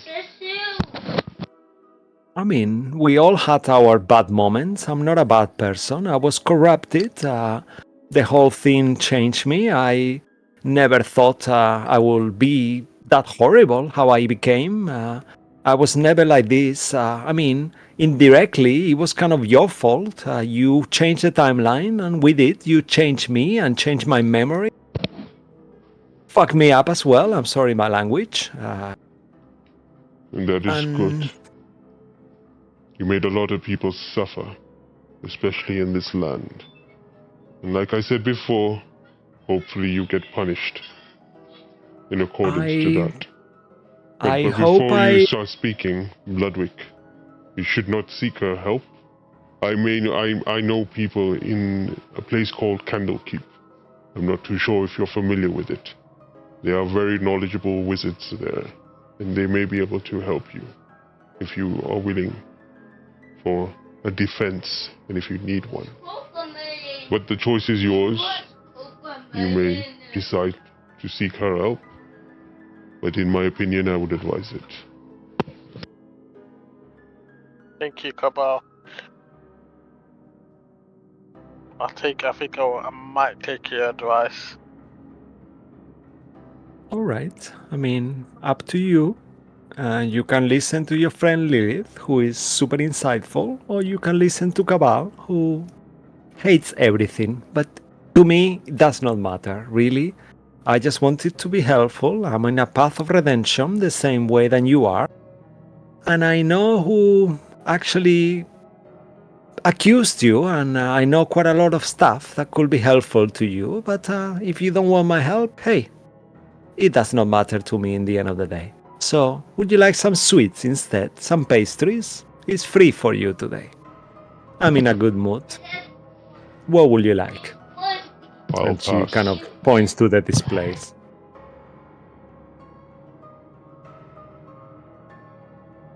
He looks at you, Lilith, makes eye contact. What about you, my love? I assume you are going to visit the children? Yep. So I thought I'd stop here along the way and grab some snacks for them. All right, so should I do the usual for you, like a mixed platter? Yeah. All right, so she starts kind of like carefully with these kind of tongs. She puts like a big tray, and she starts doing different eclairs, like scones, like all these different sweets, like chocolate, like beautiful, all really nicely made, as always. And she says, would you like the ones with a little bit of magic, or you want them plain? I'll have a couple with magic, but just in a separate bag. All right, sure. Okay, fantastic. So she kind of like already takes 3 or 4 off that she already put on the tray before she asks, and she puts them in a separate place. And she counts like 8 of them, and she gives you 8 with a bit of magic. You can ask her if you want what the magic is, or she doesn't seem to be telling you what it is. So, what did these ones do? What is the effect? Well, they are... I made a special ones, just as I knew you were coming. And this will give you a little bit of help, you see. I know this spell that you clerics use. This will guide your way. So with this cake, if you were to consume it, you will get under the effect of guidance. You could be guided 3 times a day after eating the cake. Okay. So this is especially for you. So Is it just one? So it's one for each of you. Okay. And so if you were, there is like, including Claudio, she's not doing for the Juggernaut, for JT, but she has 8 there. And they are pasted cakes of guidance. And once you eat it, on that day, you can use guidance 3 times for free, whoever of you eats the cake. Okay. Okay, so she puts it in a separate bag, and then the other one, like I said, it's all free of charge, like I said, my dear, my dearie. And it's nice to see you. Bloodwick, if you change your mind, you just have to say my name 3 times, Sibilna, 3 times, and I will be wherever you need me to be. And we can talk further. I'll keep that in mind. Thank you. That's all right. I'm always here to help. And she looks at you, Cabal, and looks down in the floor like nastily.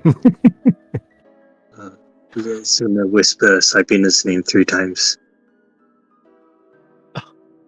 Oh, that's so funny. She kind of like says to you.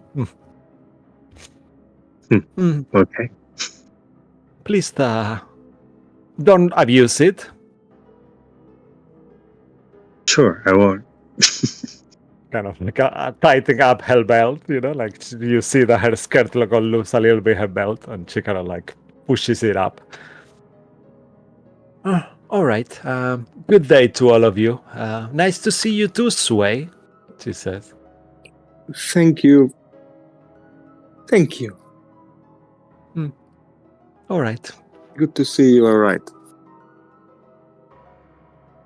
Kind of like turns around, and as she turns around, you see she goes back inside, but then an illusion of her appears again in there, and she's just staring at you, but you see she's kind of looking past you, like almost like it's just an image of her, but she's not really there.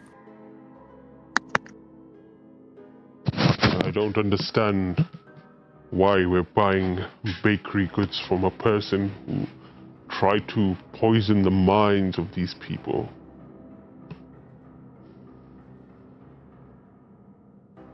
Just creeps me out. Well, sometimes you just need to try to forgive people. Once. Everyone should get one chance. Even her? To redeem themselves. I mean, we kind of gave another chance to Strahd as well, so why should she be different? We fixed the things as much as we could. So perhaps our greatness would be remembered as the ones who forgave the people who did wrong. Those are wise words, Sway Silverspear. Let's see. I'll keep that in mind. All right. As you have that conversation, the DM just found the fucking poem of the basement room finally, randomly as well, with looking for Sabilna's picture. So the one that you were going, it was the green gem, actually. Is the green to where the coffin hide. That's the one that you used, not the blue. It was close, but yeah. So that's, you got in there. And so you can take it off more if you want off the stream. Sorry for that. I keep asking you to that. And you make your way towards the orphanage. In there, like as you if you want to have any conversation on the way, you can. Otherwise, we can just fast forward. Oh, look, there's the orphanage there. Let me try, and I'm gonna pass by next to Lilith and take one of the pastries and eat it while we go there. Let me try. They are pretty good. Yeah, you eat a normal one, I assume. Lilith will be The holding normal the one, just the magical normal ones. one. Like she gave us like a box. So. Okay, yeah, they taste really nice. Like this one is like a little chocolate eclair that you take. Beautiful. As all her pastries, even though she says they are not magical, you feel they are magically made. So they taste too good to be real. It's just like each of them, they taste perfectly perfect. You know, That's like what I'm the just gonna say. texture, the consistency. Damn, she might be evil, but she knows how to make cakes. That's for sure. Mm-hmm. Yeah, and as you make your way into the orphanage, also seems like a bit of money has been invested on the orphanage. It looks much better than it did on the outside. The facade of the building has been repainted. The garden has been finely trimmed. There is like beautiful new roses and plants. At this time, it's around 4:30, so there is no kids playing outside anymore. You know that this is close to their evening tea time. So the door is open. You open the gate and make your way. The beautiful green door remains in there. And as you knock in the door once more, Amber opens the door. A beautiful young girl, around on her 18, 19, red hair. Oh my God, you are all here. It's so good to see you. Where have you been? And she seems very pleased to see you. Please make your way. The lady is gonna be very pleased to see you. She looks at you, real kind of smiles for a second, awkwardly, I guess, as real will do. And yes, please follow me. And you see, as you enter the building, there is a few kids playing. None of them that you recognize. You don't see Felix around at the moment. He must have grown up. Yeah, but you gather that they're probably separated there, different rooms. Amber takes you all the way to Miss Claudia Velasco's office. In there, while you are looking, you see Louis and Andre. That is the two of the kids that you saved from the Raven werewolf den. Also, you see Rose and Mirko as well. That is another couple of kids that you rescue from the bone grinder as well. And I guess you all follow Amber all the way to Miss Claudia Velasco's office. As she opened the door, I was like, "Oh my God, how good to see you! How have you been?" Oh, good to see you. I give her a hug. Oh, fantastic! Oh, and you are as well here. How real! See you. And she kind of like grins. I'll show you. I don't know if you can see this image actually. Yeah, you do. That's how No, Claudia perhaps I can give a Velasco. hug. I mean, it's quite inappropriate. I'm just kind of gonna take her hand and kind of being more. As you take her hand, That's she just looks towards Real and kind of pulls the hand closer and give you a huge hug, like super Okay, close. yeah. Like, oh, so good to Oh. see you. And she kind of like pushes the hug, like kind of making eye contact with Real, who is probably on the very back of the room at this point, as Real will do. Oh, Lilith, all of you, you look so well. Where have you been? It's been months. Where have Can you I been come hiding? in? Can I come in and hug her from behind while she's hugging Sway? Oh yes, definitely. She kind of like, oh, she does this kind of thing, like, oh, oh, like a good family, and we, and she kind of like, And then can I kind of whisper, Real misses you? she kind of like looks to the corner. Oh, you little Russell, she says. I bet he does. I don't know, Lilith. He's gonna. She kind of like takes a second, makes a little inside check on you, Lilith. Oh, you little rascal. Yeah, well, he seems a bit distant, but you know, Hello, Claudia. he's always been funny. How are you?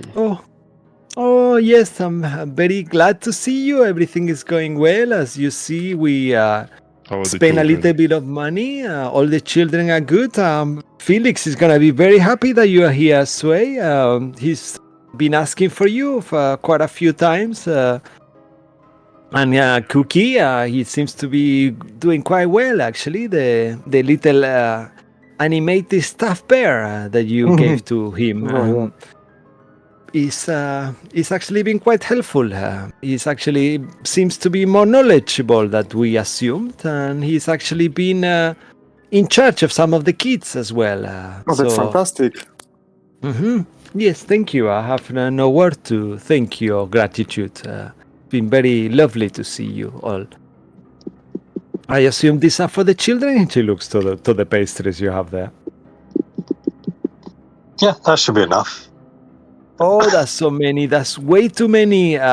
It's close to the dinner time, so I mean, I'm not sure if you will be more than honored to if you join the children for dinner. And you can if you want. You look you lost weight. She looks at all of you. You are not eating well. Please tell me you will stay for dinner. Sure. Yes, let's do this. Are you sure, Lilith? We really do not have that much time.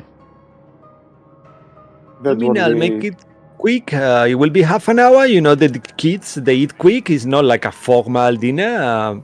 I will hate to push, but please, I'll promise you it will be half an hour only. If you don't have time, you're always in a hurry, you outsiders.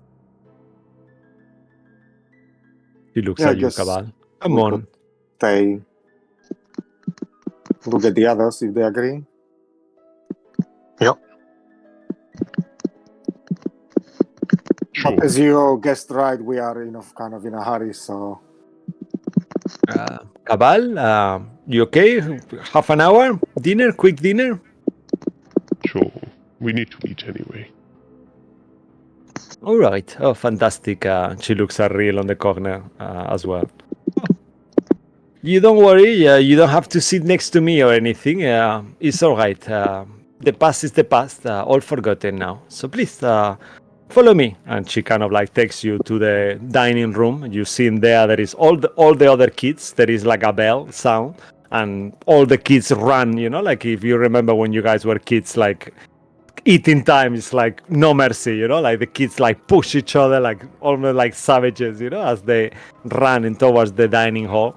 There is a smell of like a freshly prepared food. It's quite simple, like a pasta, some kind of like steaks, like buttered and fried, some vegetables, all served on trays. So there is like this kind of women, 3 different women there, and all the children are queuing, each of them taking their tray, and kind of like these different women are putting different things on their food, and Claudia Velasco invites you to join her table with all the other teachers, and Amber is like a 6.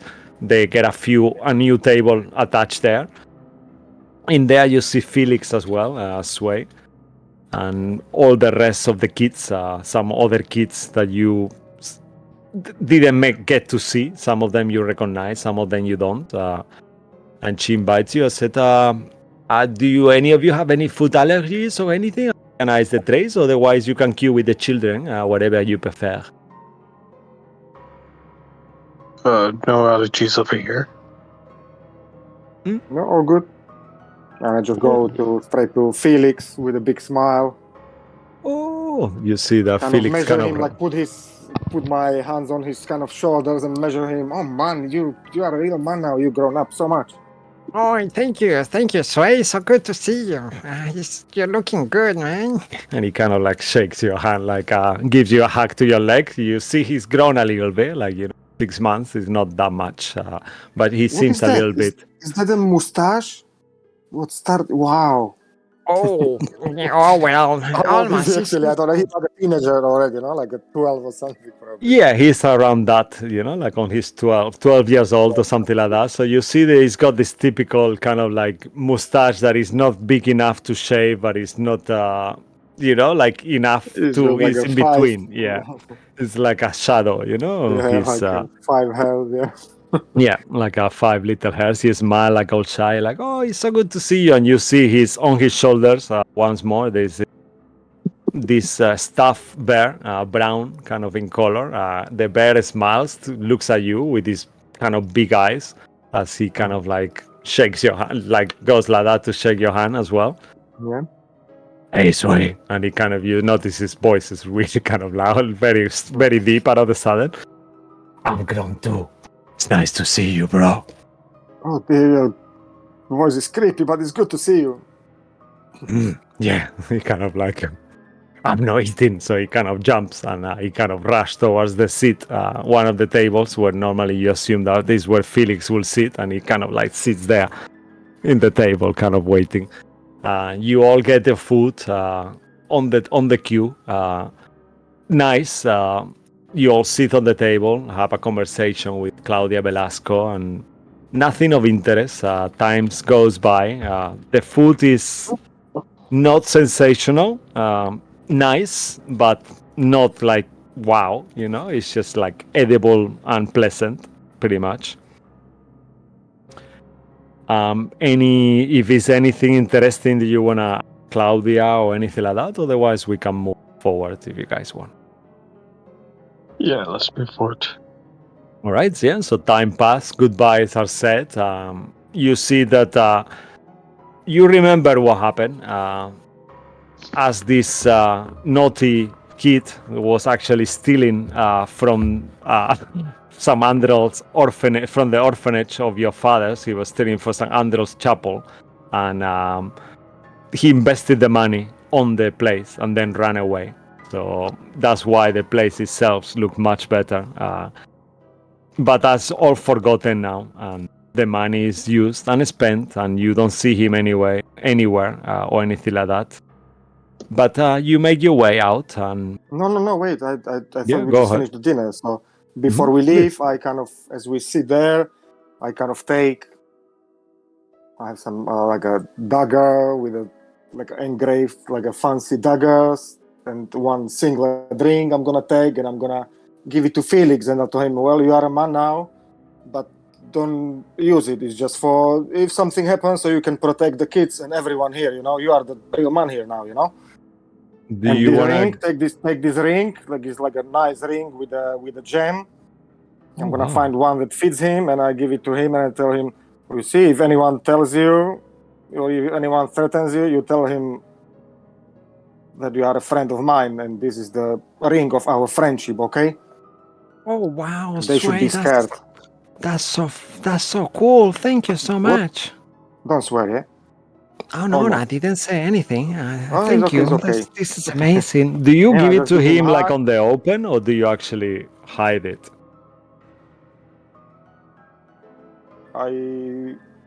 I mean, we're The just sitting ring there, is okay, but the weapon, up to you. So you are a man. You know that if you don't hide it, it's a possibility that they might take it away from him. Well, so in that case, if I would know that, I would just give it to him, like in kind of like hidden a little bit. Yeah. Like as that we finish the dinner and like he's going to his room or something, so I just walk with him and I say goodbye and I go to the Miss Velasco's office and I reach into my bag and I have already prepared like around, let's say 1,000. I'm not sure actually. I was looking. I don't have a clue how much money do I have. But before I give him thousands, I think it's a lot of money. More than enough, so that's what I have prepared in a money pouch, and I once more give it to her. Oh, please, That's for you. This is way too much money. Please, Sway, I cannot really accept this. No, don't worry, it's just the money. It's for the kids. Oh, thank you. You are so grateful. Please, Felix is super grateful too. He takes the ring and the dagger. The same with Claudia Velasco. Sway, get a point of inspiration as well for being so nice to the kids and everything. I think you deserve it big time. As you give that, you have more than enough money. I mean, you got a lot in Castle Ravenloft and everything. Yeah, I just like can't that. find it where it is. But, yeah. So you actually have, you have. Let's say that you have enough, more than enough. Yeah, I have more than enough. I'm just not sure. I cannot find where is all the money. Yeah, you have 1,820 in your character sheet. I'm not sure how much more I'm you sure we have more. didn't have. Didn't like as usual. I didn't write it down. So I will deduce. I will take 1,000 off. Thank you very much. This is. Thank you so much. I really appreciate it. You see that she doubts, but then soon, quick enough, she takes the money. I guess they will do. Oh, this is. Thank you, Sway. Anything you need, anything you are our best patron. I will never have enough words to thank what you do for me. I wish all the men in the party were like you, Sway. And she says, so kind. I mean, Lilith, she's a blessing, that girl as well. She's always so kind to the children. They love her so much. You all are fantastic. Lilith, take a point of inspiration as well for the pastries. Thank you. It's a pleasure to see you. Anything you need, we are always here. Assuming that you all follow Sway as well to the to the office. All right, so please come anytime you need, Cabal. Your voice is changed slightly.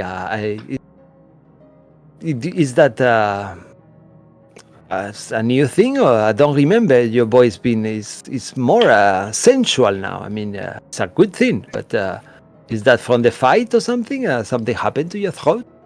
No, this is how I've always sounded. Yes, it's true. Very similar, but you sound. You have more like a, like a royal kind of vibe to you. Perhaps it's all your trips and travels giving you.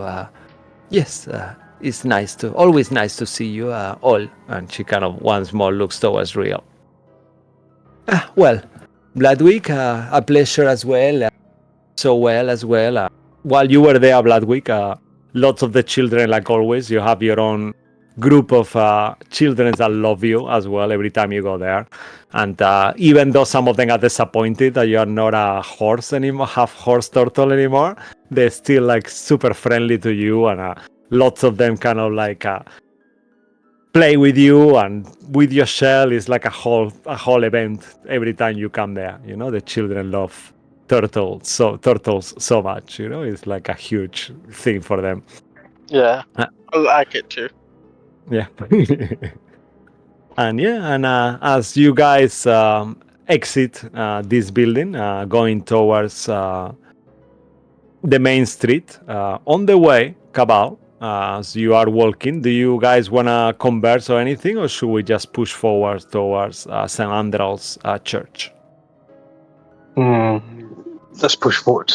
Yeah. All right, so you will pass by the Blue Water Inn, pass Stella Wachter's place, your cousin, the burgomistress of the town. You keep moving, and almost on the same place, Cabal, than before, just on the very corner, just before the last crossing, before you get to St. Andral's Chapel, you see again this old woman dressed in black robes, kind of like a black gossamer dress, like almost like she comes from a funeral. Once more, you recognize her, this old lady. Her name was Petra. She introduced herself to you last time and explained you how her dead husband, called Alastair,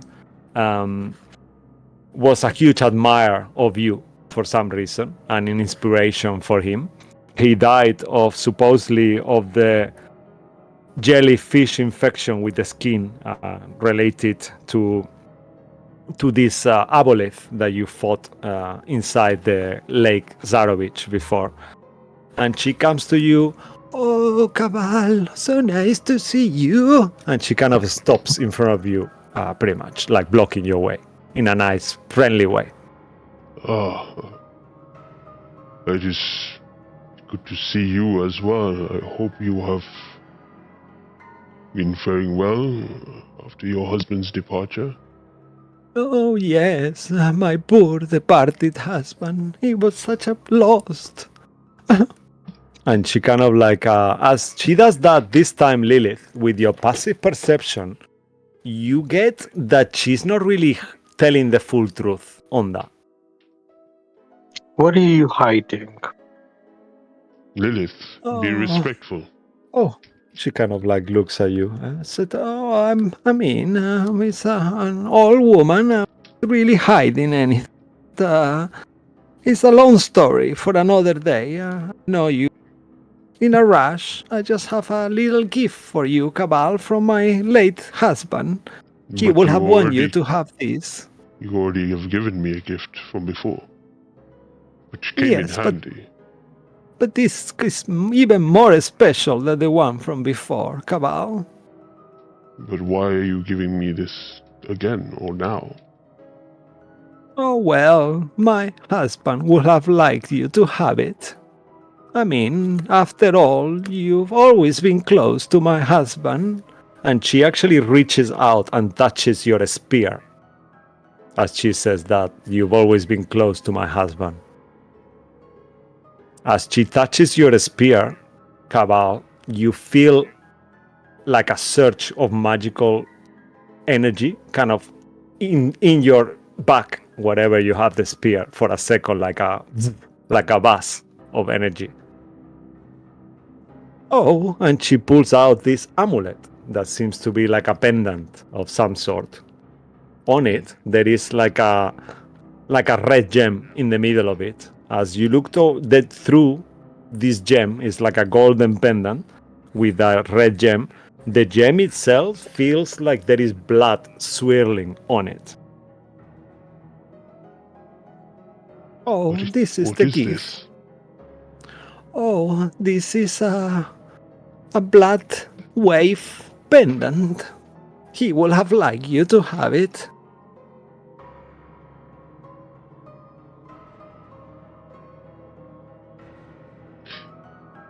I'm going to hold the pendant in my hand, and I'm going to cast Grim Psychometry on it to see who this truly belongs to and if they are deceased. Okay. As you cast... no, that's the wrong song. This is not the one I wanted. Damn it. Why is not coming up? 1 second. As you touch the pendant and... oh, yeah, this one. As you start concentrating on the pendant and what it belongs to, what you see for a second is the scene of a battle. You know that this has been hundreds of years ago. In this battle, you see a man full covered in blood with this kind of like big fur kind of like cape of some sort, like an animal. He's got vampire teeth. He's the most muscular blood hunter kind of looking man you've ever seen. And you recognize it as Caban, the one who owns your spear that he's wielding himself on this moment and has the pendant on himself. He's fighting and killing people. However, the spear looks different than the one you have at the moment, slightly. It looks like larger somehow. He's got the blood wings as well, the same blood wings that you have. And he's kind of flying in the air, impaling enemies with this spear and fighting. And you see him like so enraged. And you see this pendant that he has, that is the same one that she's giving you, on his chest. As he fights, you see all these undead and creatures like werewolves run coming to him and all get towards him on the middle of the battle.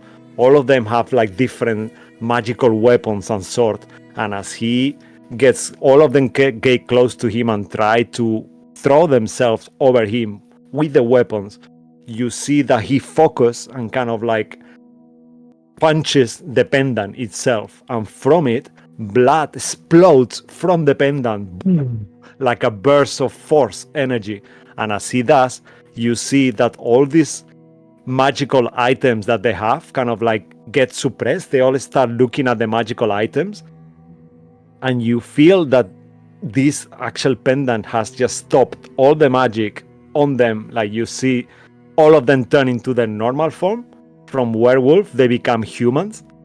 And they all kind of start moving back as Caban now takes the opportunity with his spear, starts impaling all of them. And then just almost like a dream, on the very corner far on the battle, you see a woman, a young woman, looking at him, staring at him, and you feel the love in her eyes. And that woman resembles how Petra would have looked if she was a young woman. And as you get out of this grim psychometry, we will take a little break there. As you think to yourself, how is this possible? Is she a ghost? And let's go on break. We will be back shortly. Don't go anywhere. So I hope you're enjoying the show.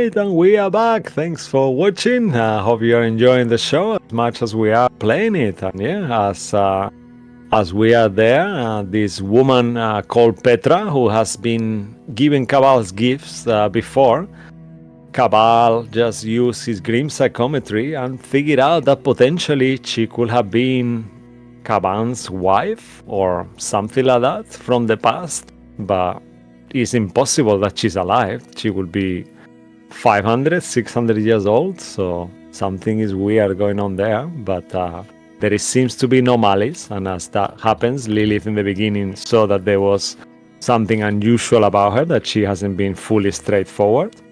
And as you guys are there on the street with this woman, I'll leave it back to you. Oh, she looks at you, Cabal, as you do the grim psychometry. This cannot be. How can you be standing here after so long?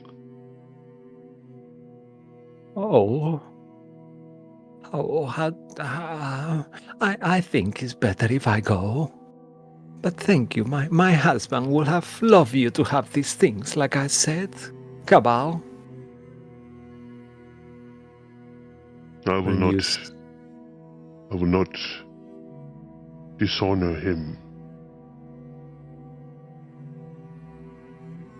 by not accepting this. I will put it to good use.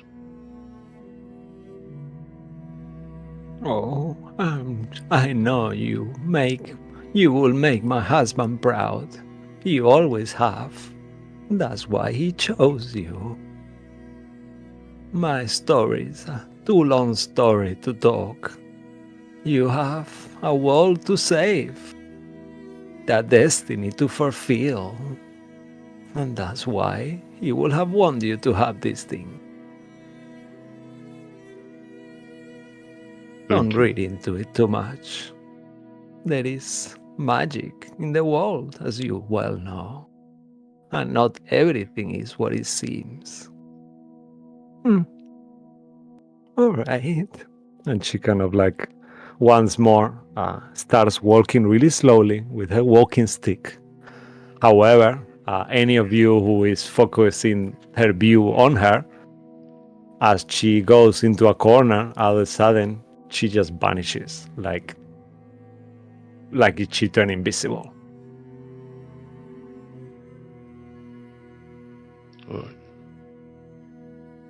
Typical creepy Barovian. Lilith, you can make a religion check if you want, as you are very close to divine magic and death, especially being yourself. You have never sensed anything like this before, but just for a second, as she almost disappeared from view, you with your high passive perception as well as Saphira and Sway probably noticed that even on the back of your head somehow. You felt that there is was she a ghost? She didn't ping like a ghost before. You almost felt like she has an ability to polymorph herself into a humanoid. But she felt like she was a spirit as she vanishes for the last second. Okay. And Something that you never felt. Something undead. Yeah. Okay. A new type of undead, something that you've never actually seen before or felt before. Very close to what you saw in Castle Avernus. There was this, or the same like when you met the children initially in the Durst Manor, Cabal's brothers, suppose, the Rose and Thorn, the two children that were fully formed, and you did actually Eyes of the Grave on them, and they pinned as humans, but they were ghosts. Yeah. It was the same kind of thing. Okay. Very unusual.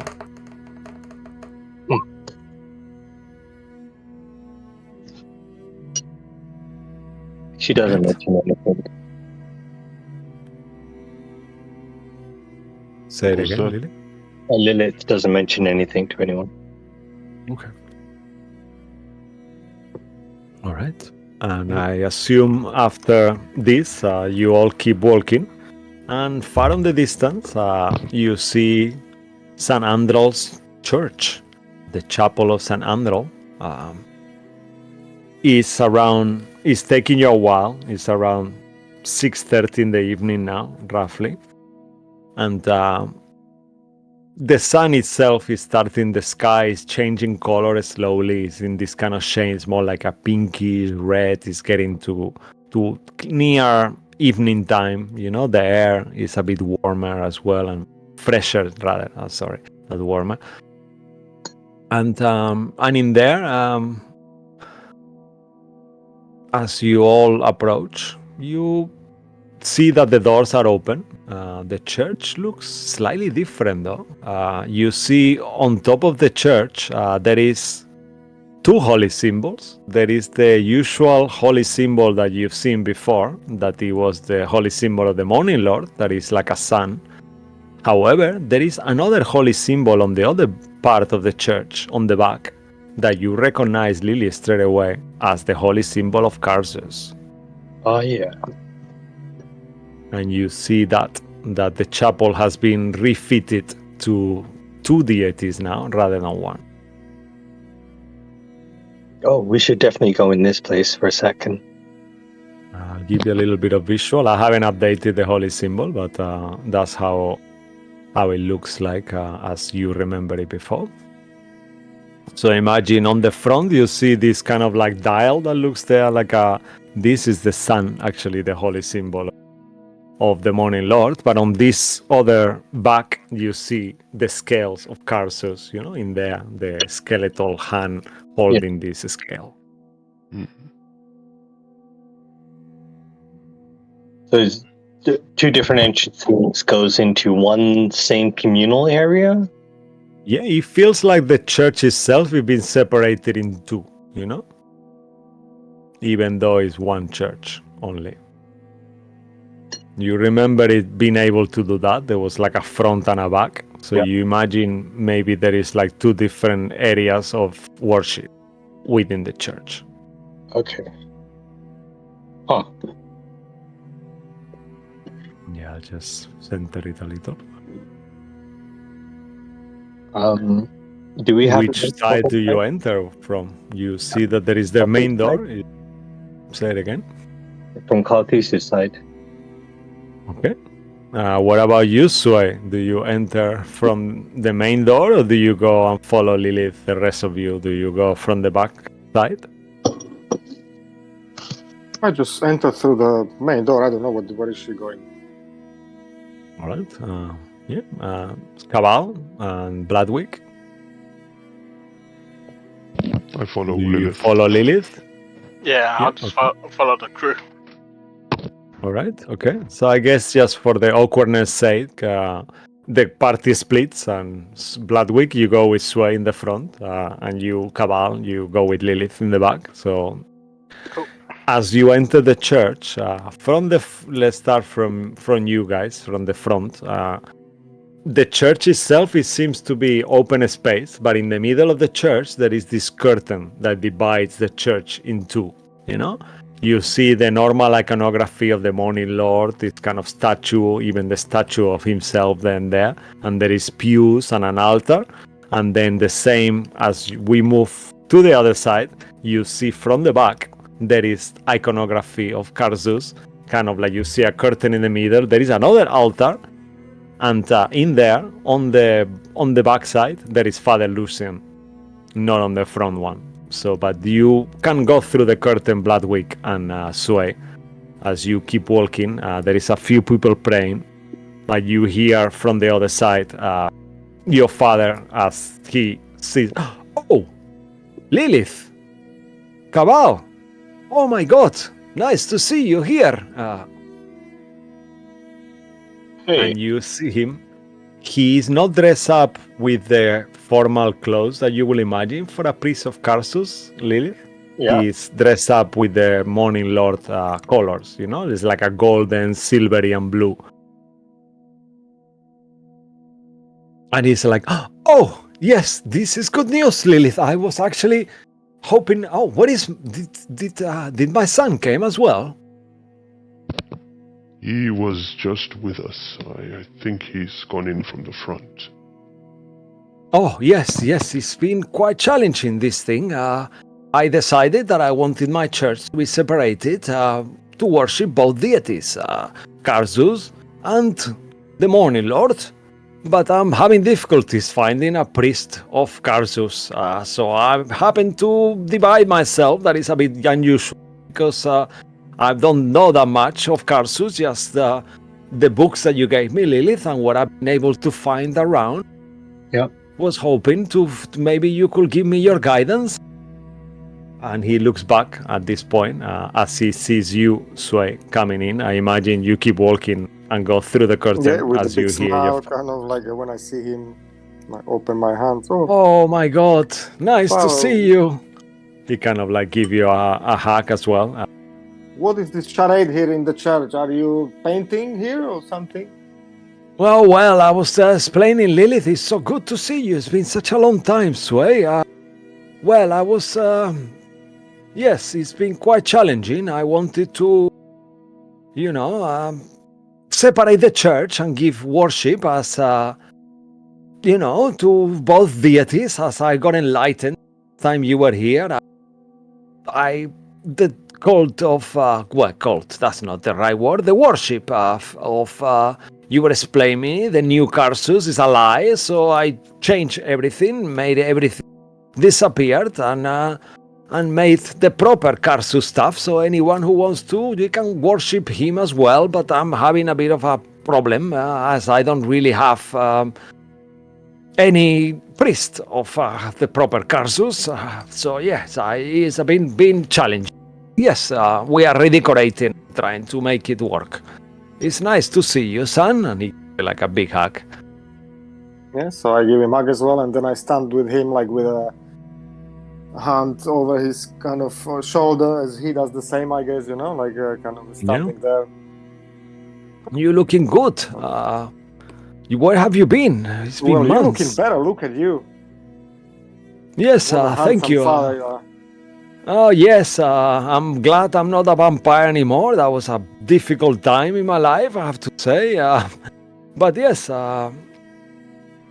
yeah, it's been challenging. That's the right word. But yes, you are. You all looking good, Cabal, Bloodwick. How have you been? Lilith. I mean, he greets the ones that are not there too, as well. Real, and it's nice to see you all. And what do we have here? He looks at the two. Claudio, what's happened to you? You look blue now. And he kind of like takes a second to realize the blue imp thinks that he's Claudio. And then Claudio, that has been quiet for this whole session, he kind of like turns around and kind of materializes himself. He's been invisible for a little bit. And you see this kind of like blue, golden little elephant looking creature there, Holyphant. Once more. Hello, father. And he kind of like, oh, two? Lilith? He kind of looks at you like, what is going on here? What do you mean? You have two familiars now? No. Oh, but this is... Claudio. Is this Claudio?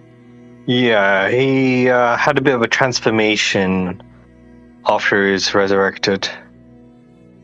Oh, wow. He looks like this is possible. I know who you are. You are kind of like scratches his beard for a little bit. You are a celestial creature. How can this be? Yeah, father, well, this is I was always meant to look like, but, and this is my friend, this is Skivers. Skivers 1. The blue imp also kind of like makes a bow. He's just looking at you so confused. All right. Interesting. All right. Okay. All right. He kind of like scratches himself. Do not worry about them, father. Tell us, how has it been here? Well, things have difficult, like I said, but everything have gone well, reasonable. Nothing of interest. The star was there for a while, and then, like around 2 weeks ago, the star just vanished from the sky. So I was rather pleased. It's been much better. Before that, it was a bit difficult. People kept dying, as you know, and turning back into zombies and all that. That has changed, and Those that were zombies, now that the stars have gone, have they oh yes, returned to dead? Yes, I mean, we took care of them, as you know. I am a priest as well. I was working extra hours, looking after people were calling me with this zombie problem, but I haven't had any calls for 2 weeks now since the star is gone. So I assume that things have changed. So, did you guys had something to do with the star? I think it's not a coincidence that you show 2 weeks later after the star is gone. I imagine it's you, right? That's I right. guess we could take the credit for it, to an extent. Oh, you see, when I saw the star that same day after I looked in the sky and I saw it vanishing, I knew that my son and his friends had did it. I was so proud of you. Speaking about your son, unfortunately, he may not be able to remain by your side for now, as we will still need his help. And I hope that you forgive us for taking him away from you once again. Oh. So, you guys are not staying here? Oh, damn. But don't worry, Again? Father. I should be here every 6 months or so, hopefully. I'll bring him to you. Yeah, we'll come together. Oh. That's okay, I mean, but you are staying for a bit at least, right? No, we've made too many stops on the way. You are the final one before we leave from this place.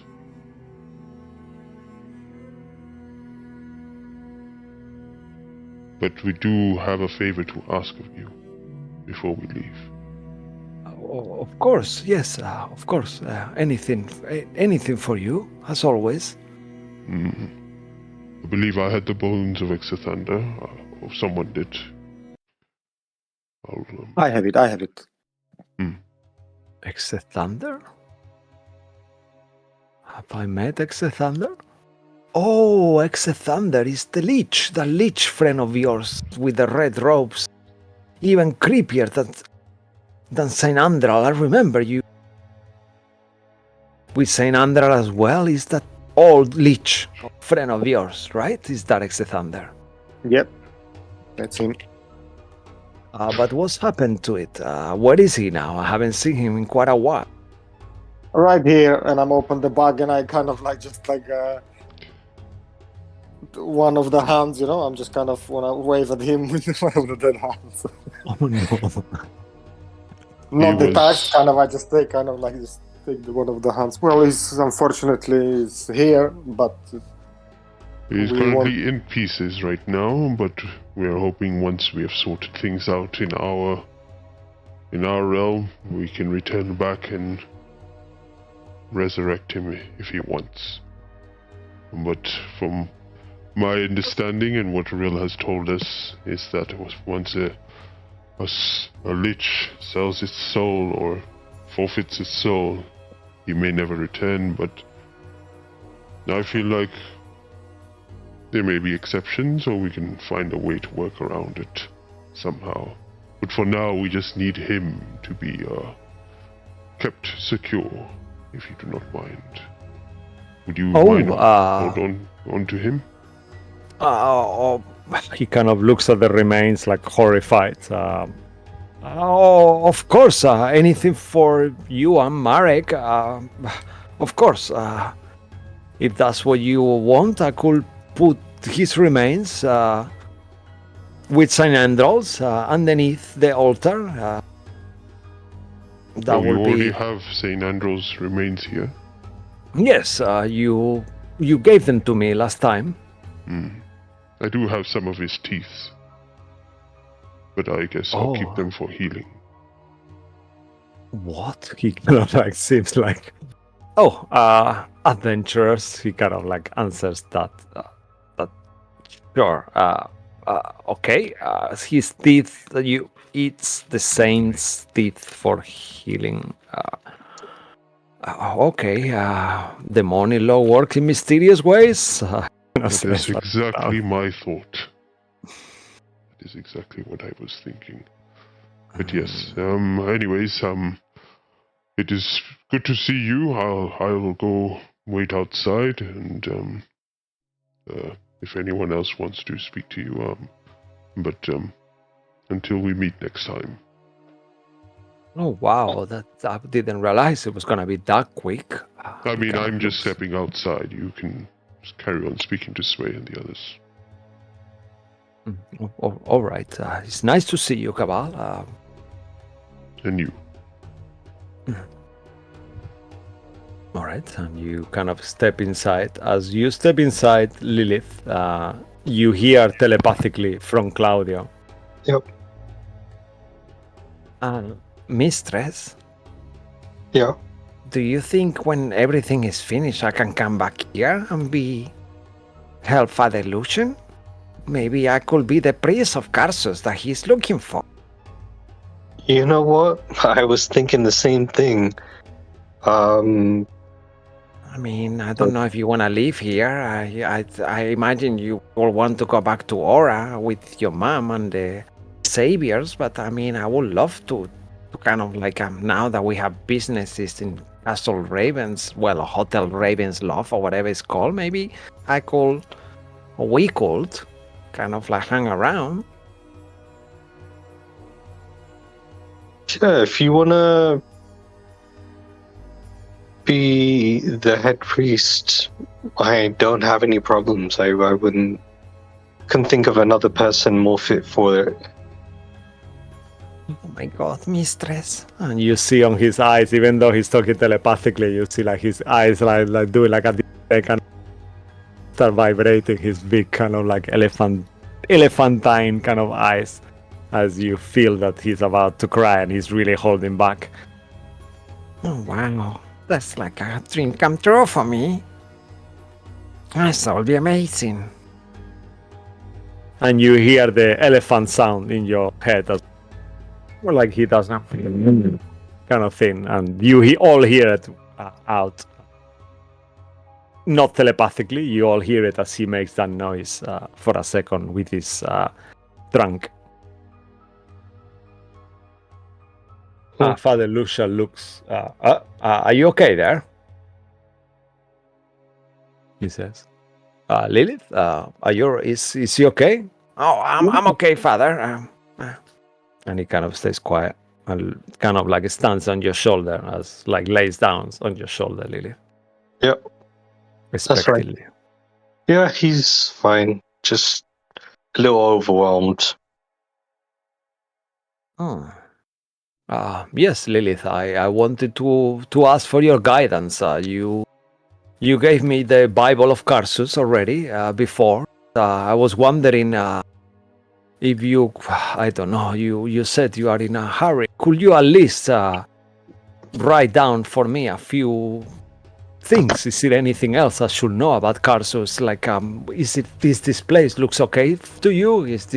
Did I do it right? Yeah, you know what? I would drop the divide between the two entrances and just have it as one. Oh, yes. I wasn't sure if how will be built for the people. So you think it's a better idea just to have it all as one? Yep, definitely.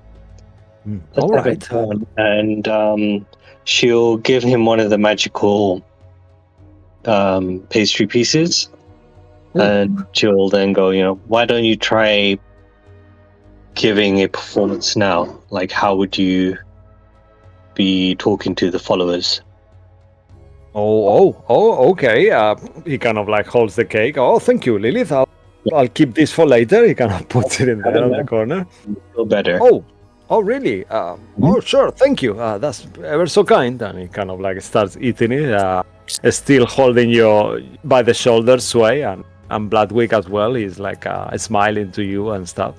All right. So he kind of like slowly says, "Excuse me." He kind of like walks towards the altar of Karsus, and he says a few words like you will expect from your god. What will it? I don't want to put you in this situation, Neil. It's a bit unfair. But if you can come up with something on the spot better than I do, please do so. Otherwise, we'll just make it that he says whatever is the usual. He says something nice. Yeah. Okay. May Karsus hold you all among each other in the moment, your final moments between life and death, till like he does this kind of prayer. As you will expect from your god. It sounds good. You gave him the Bible of Karsus, so he kind of sounds like you will expect him to be, but he's gonna roll a performance check, maybe. That'll be a good one. And then that will determine the pastry. Yeah, plus a d4, yeah, because he might need it. Okay. He's got like a +2. I got his stats here, actually. Let me just make sure. Yeah. So it's not as good as you will imagine, like a 13, performance. It sounds good. He got the tone wrong. He doesn't sound very reassuring, but, he does the trick, like if you didn't know too much about Karsus, you will think he did really well, but for you who knows everything, it sounded a bit, is missing the fact that he is not a true Karsus. Even though he believes in Karsus, he's not a priest of Karsus. He's been educated as a priest of the Morning Lord, so he's missing the credibility, let's put it like that. Okay. Yeah. That's fine. I think maybe once things have started to die down, you might benefit from having Claudio here. Claudio, that will be wonderful. That will be an honor. I mean, I see he's a celestial now. Yeah. Now, and as far as I remember, I know follower of Karsus as well as you. I see he's got the tattoo, the holy symbol, the same as you. I tried to recreate it as best as I could. You see that on the back of the altar there is like a huge holy symbol of Karsus as well there, that he's kind of recreated from the Bible, and it's like a perfect copy. Normally it's made in a black metal kind of color, if they are okay with that, Lilith. Neil? Yep. Gold and black metal, I will imagine, if it sounds like something good to you. Yep. And that'll be an honor. I was hoping you as well, Lilith, you could join sometimes. But yes, Claudio is more than enough. Why are you going in such a hurry? Why did Cabal? I don't understand. What is going on here? Why can you not stay for a bit?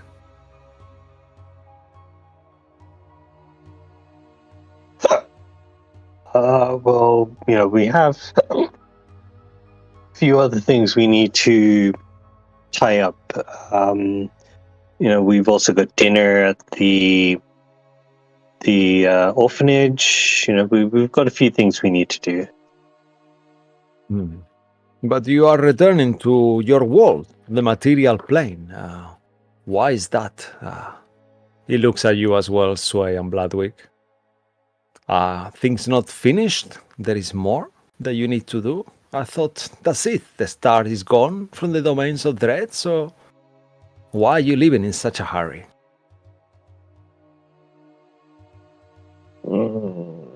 And you all know out of character that the star is back in the domains of dread. That's why.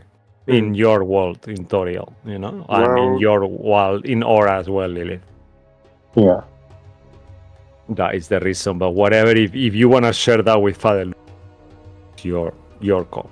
Well, and she'll point up into the sky and say the star that was up in the sky here is now in our homes, so we need to go back and save them.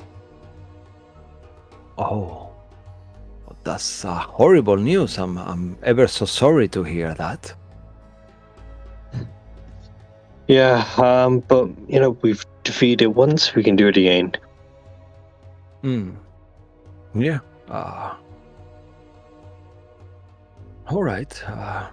That sounds fair. Yeah, of course.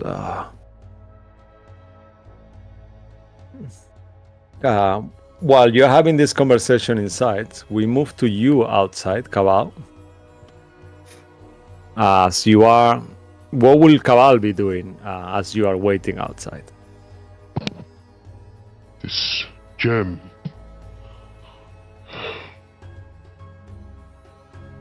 Say it again, Mo. It's so powerful and so dangerous. I don't know if I would ever use it. Would I have to use it?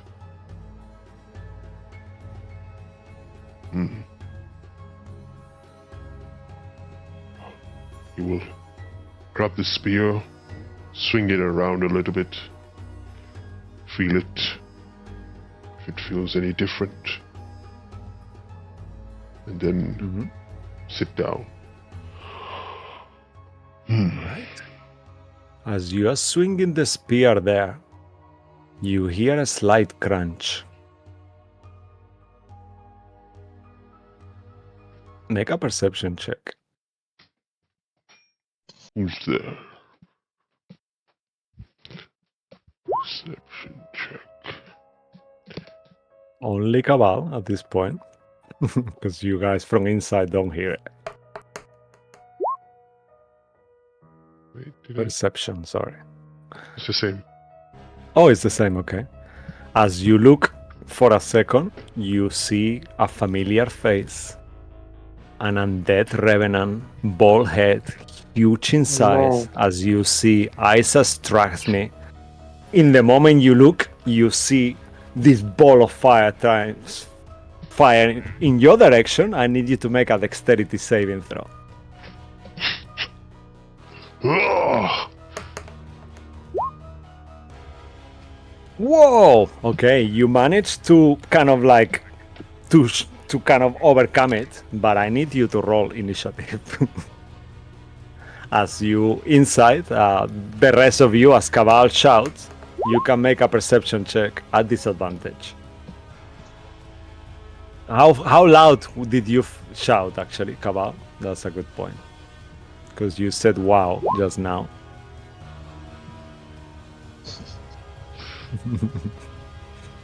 I So don't you know. guys wanted a fight, a non-improvised fight? Here you. He just brought him back. Okay.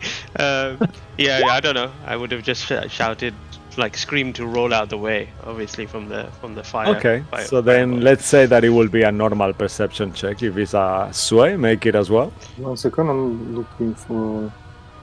Would they I'll not hear get the you- big explosion of the fireball? Is it a fireball? Actually, or fireball? yeah, but that's what will the perception check will determine. So far, they both of them heard it, you know. So sway, I guess you will tell sway, but it will take your turn to get there.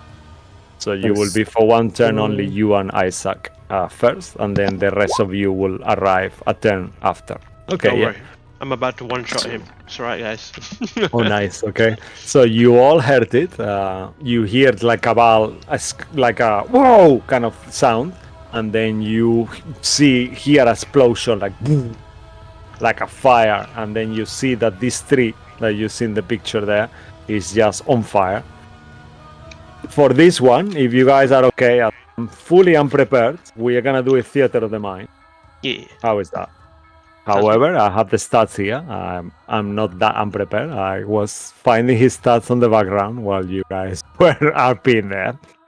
Okay, so with the let's still roll initiative. You can place your icons on this map just for the initiative sake. Or actually roll initiative and I'll write it down in a paper just to make it easier. Oh, Cabal got 11. So, okay, so let me just roll. Yeah. Old school on paper. Yeah, old school. No, it's we haven't done this for ages actually. So I'll do it like that. I'll roll the damage in roll 20 though. Okay, so he has okay, so let me just write this. So plus 12, so he's got a 14. So you can guys roll initiative 2 now, and then you will enter a turn after though. So 25 to 20. Yep. Sway, did you roll One initiative? second. Okay. Bloodwick? Okay, you got. You will have advantage. Yeah. Okay. Okay, how are you doing? 1 second. You might not get there. Maybe Cabal is gonna one-shot him for real. Let's see. 18. Okay, so yeah, so 25 to 20, no one. 20 to 15. 18. Okay, so 18 for you, 18 for Sway, 18 for Lilith. So Sway your dex is higher. You want to go first, or you want Lilith to go first? Lilith can go first. Okay, so let's do it like that. So Lilith, then Sway. Sway. Okay, so 15 to 10. Me 15. Bloodwick first, and then Isaac, he's got a 14. And Cabal 11. Okay, and Cabal is last with an 11. All right, amazing. Okay, so on the first round, the 3 of you will be out of the initiative, so you won't get to act. So we move to Isaac and Cabal. So Isaac will go first. That was the surprise round. Did he The do any dexterity damage? is safe. He actually didn't. That was just for flavor, so it will be a fireball. So let me actually roll it because you saved. What did you get for your save actually? Yeah, 28. So you will have save, but you will still take half damage though. So let me just roll that. So okay, he does average damage. Okay, here recharges in a 4, 5, 6. Dexterity save 17. So I'll be 32. So half of 32 is 16. So you will take 16 points of fire damage as the fireball explodes next to you, but you manage to dodge it. And let me see if he can do something else. He's got a bonus action. Or a 1 level 5. He can exclude creatures. Oh, yeah. So that's, he's got no bonus action right now. So yeah, please, Cabal, you go. Was that his turn? I thought it was his turn now. Yeah, now it will be his turn. So that was the surprise round. So on his turn, he will do 3 attacks. So he will run towards you, looking like super angry. And from close, he will try to punch you. Angry. Yeah, he always. You finally found you, scoundrel. You made a mistake coming back here. That will be 26 to hit for the first one. I mean, that hits. And that will be 15 points of bludgeoning damage, plus an extra 14 for the hatred.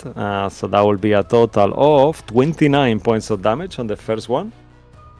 The hatred damage is also 14 extra, bludgeoning. yeah, both bludgeoning, yeah. So On 29. the second 29, yeah. On the second one, he rolled a natural 1. He's got no weapon. So as he punches white, he punches the tree. I'll give him 6 points of damage for that. As he as he punches the tree super hard. And then his third attack. That's a 16 plus 9. So yeah, 20 something to hit as well for the second one. Yeah, For another 29 points of damage once more. Oh. All right, and then that will have been his turn. Cabal, that's your turn now. He will stay melee with you, kind of like looking at you, pissed off, with half of his face fallen once more. His head is half Why are crushed. you even here? Did we not deal with the I will situation? never stop. You don't understand. You kill my sister, you kill me. I will hunt you down all your life. Then we will send you back for the rest of eternity. But as I'm dodging his attacks, I will get my spear and with the strikes that he's hitting me, use the blood to use my hemocraft and imbue it with radiant light. And as I do, I will take 2 swings at this revenant. Okay. Die.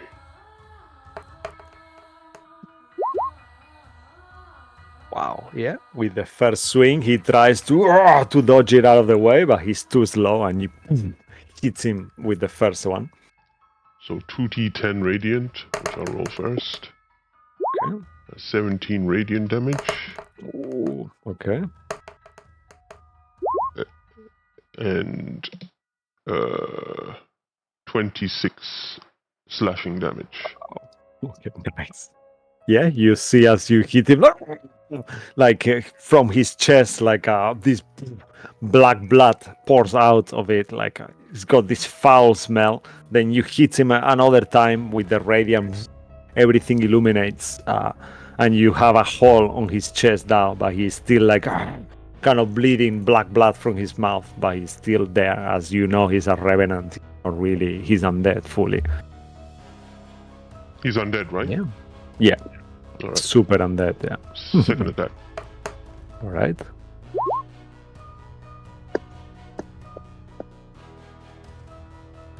D10. That's 18 points of radiant damage. Yeah, so the second attack will also hit with a 33. Yeah, amazing. How much did you say? 18 points of radiant damage. Okay, 18 points of radiant. And 19 points of slashing. Okay, plus 19 slash. Oh, you see, like he kind of moves back as you keep cutting him between the ribs on the back of the arm, like all this radiant light. But he doesn't look so wounded yet. And you think to yourself, every time he comes back stronger. And he is still okay. Okay. Action surge. Oh, nice. Okay. I'll attack him twice. All right, awesome. He kind of like does this kind of like a manga thing, like, oh no, it's not possible. As you action search, okay. Amazing. Oh, it's only 6 points of radiant this time.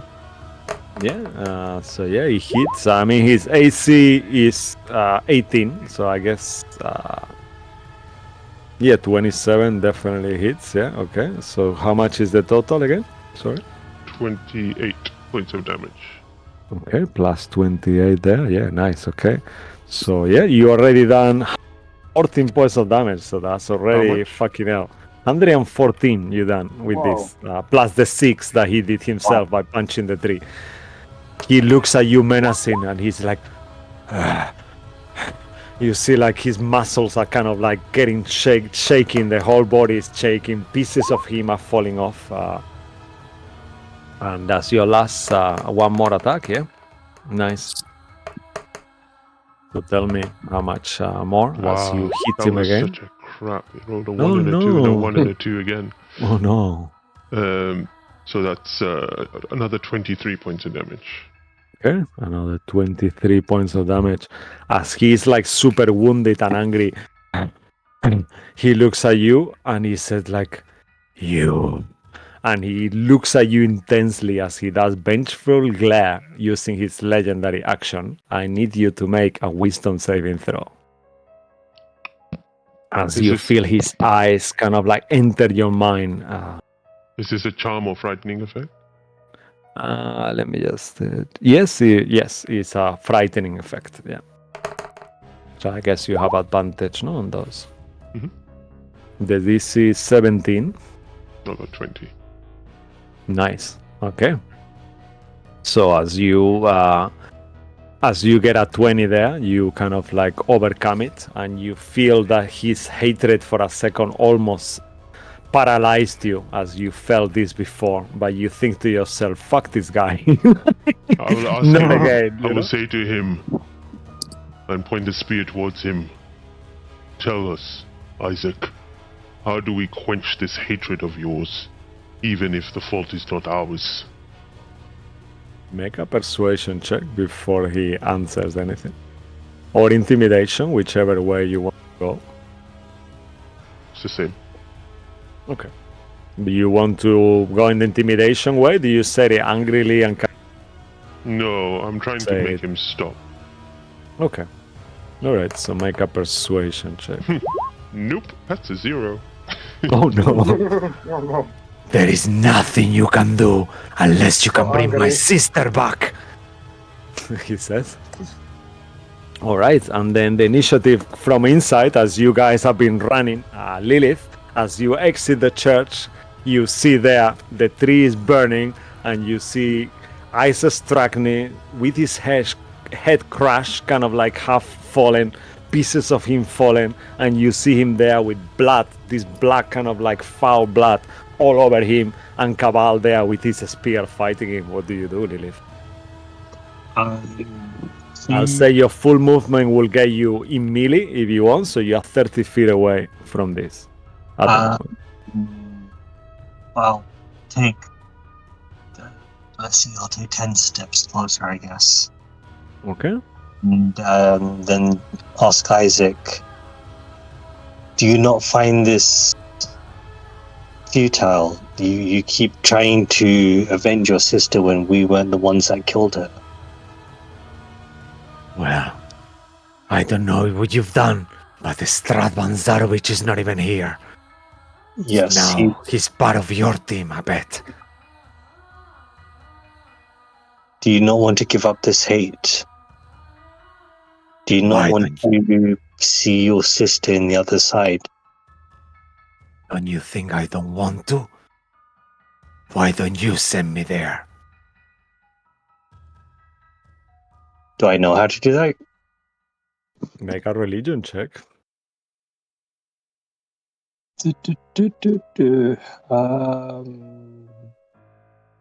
Would I be able to get advantage because it's something within my scope? Make a faith roll.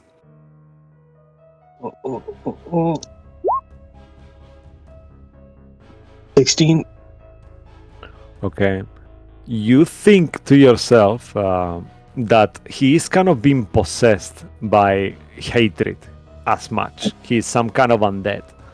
So that's kind of enough. If you were to ever cast the spell Evil and Good on him, you will actually banish him and send him to where he's meant to go. In this case, because he's an undead, you could actually send him to his home plane. His home plane will be Barovia, but because he's already dead, you could actually send him back into the dead march where he should actually be. But you will have to have the spell Evil and Good prepared. Do you have it prepared today? Don't have it prepared. Would Turn Undead have any effect on him? Like, would it destroy Undead? You know he's a higher level than that. You know, like you fought him so many times, you know? Last time you fought him out of game, his challenge rating was 7. Now he's gone up a little bit. Oh, gosh. Yeah. Oh. Is he restrained? He seems to be... He's fighting with Cabal. He's in melee. He's moving. He's not restrained for now. Okay, I will then tell him, I kind of hoped from the last time we met you would have changed your ways, but if you're going to persist, then I'm sorry for what you're going to experience next. And then she'll pull a scroll out and start reading it. And she will use the Iron Maiden. Oh, Okay, amazing. Yeah, as you, I'll say after this time you have the spell prepared, so you don't need the scroll anymore. So this spell is available to you anytime. So you could give the scroll to someone else who then cast it. Just keep that in mind for next time. So please describe to us how the spell looks like, and and so remind me what he needs to do as well. Dex I think saving- that dexterity is safe, no? Yeah, Dex saving throw. Okay, dexterity saving throw. Okay, that's a 5. Okay, nice. So describe to us how he gets into the Iron Maiden. He doesn't know the spell, so I'm not gonna do. He's not gonna use his one legendary resistance. Actually, let me just roll an Arcana check. He doesn't know what you're doing, so yeah, he won't resist it because he's not sure what you're doing. So how does it look like as the Iron Maiden takes him? As she says, "I'm sorry for what happens next," you see these skeletal arms come out the ground behind her, and it's the same figure from her spiritual weapon. And from the inside of his chest, you see these chains shooting out, and where Isaac's failed to kind of do his dex save, the chains kind of grab him and then start dragging him in closer towards the hooded figure. And you see it pull his chest apart, and inside it's just darkness with kind of glints of the tips of spikes inside. No, you see him kind of like trying to resist it. Yep, and you see as he goes inside, the ribcage closes in around him. Wow, amazing. Okay. So just remind me, I think the spell does damage in the beginning of the turn, right? Yeah. Oh, okay. Oh, nice. Okay. Wow. Okay. Well, it's almost impossible for him to get to that 22. He will have to roll a natural 20 to overcome it. All right. And you see it sway as he's trapped in there. I remember, I think he's immune to all damage while he's there as well, right? Oops. Have some more damage. From outside damage, no? Potentially, yes. Yeah. All right. Amazing. Okay. So then Sway, as you see him trapped in there, is it anything you want to hold an action in case he comes out of it? The same with you, Bloodwick. As I believe, while he's inside, he cannot be harmed Really? from outside effects. Yeah. He's actually restrained, no? And grappled. Yeah, so in that Understand. case, I'm just gonna activate the Sunblade and wait close by if he comes out of it. And if Okay, he comes perfect. out, I go for his head. All right, so you run kind of like close into melee, get in there. The sun sword is shining. What about you? And you are holding an attack for when he comes out. If he comes out, what about you, Lily? I mean, Bloodwick. What do you do? Do you hold anything? Yeah, I'll It do will the be same your thing. turn. I'll just hold my Sorry, sword of cats. if it changes anything, it doesn't say that the creature is immune to other damage. It just says it's incapacitated, and it's considered to have full cover. Yeah, so that's why if he's got full cover, he cannot be target from outside. You know. Okay. Yeah. Yeah. Okay, but he let's see. Okay, one second, because I have the spell here as well. One second. All right, and you holding, you activate. Do you want to activate your shield or something like that, or rage, Bloodwick? Actually, yeah, I haven't used my shield in a while. I'll activate my shield and hold the attack with my sword of cats. Okay, so yeah, you got the attack ready with the sword of cast as well. Amazing. Okay, cool. Then after Bloodwick's turn, it will be his turn. On his turn, Lilith, I think in the beginning of his turn, he can make a strength saving throw and then potentially coming out, right? If he succeeds. Or athletics check, I can't remember which version we're using. I have it here anyway, so Okay. I'll look for it. It's athletics. Okay, athletics check. Okay, he's good at this though, so I'm gonna roll it on the 20 just to make it easier. Okay, so a 20, perfect. Okay, so D20 coming up. Oh. Oh no! Okay, that is a 5. He's got a +6 to strength, but it's not enough. However, he will use a legendary resistance to overcome this one. He will still take the damage, so you can take. Let's say that you can take the highest one just because you twice. So 30 points of damage he takes at the beginning of his turn. Yep. But then he comes out, right? Yeah. I see you. Okay. So he's starting to look quite wounded. In the moment he comes out, he is met by you two who are holding their actions. So please, Sway, make one attack with the Sun Sword, and Bloodwig, make an attack with your new weapon as well, with the Sword of Cass. What? Like, as the kind of like Iron Maiden vanishes back into the ground again, like he's like horrified. You see horror on his face, as almost like he was there The for circle years. must be Rather. broken, you unreasonable piece of shit. I try to cut his head off. Okay, amazing.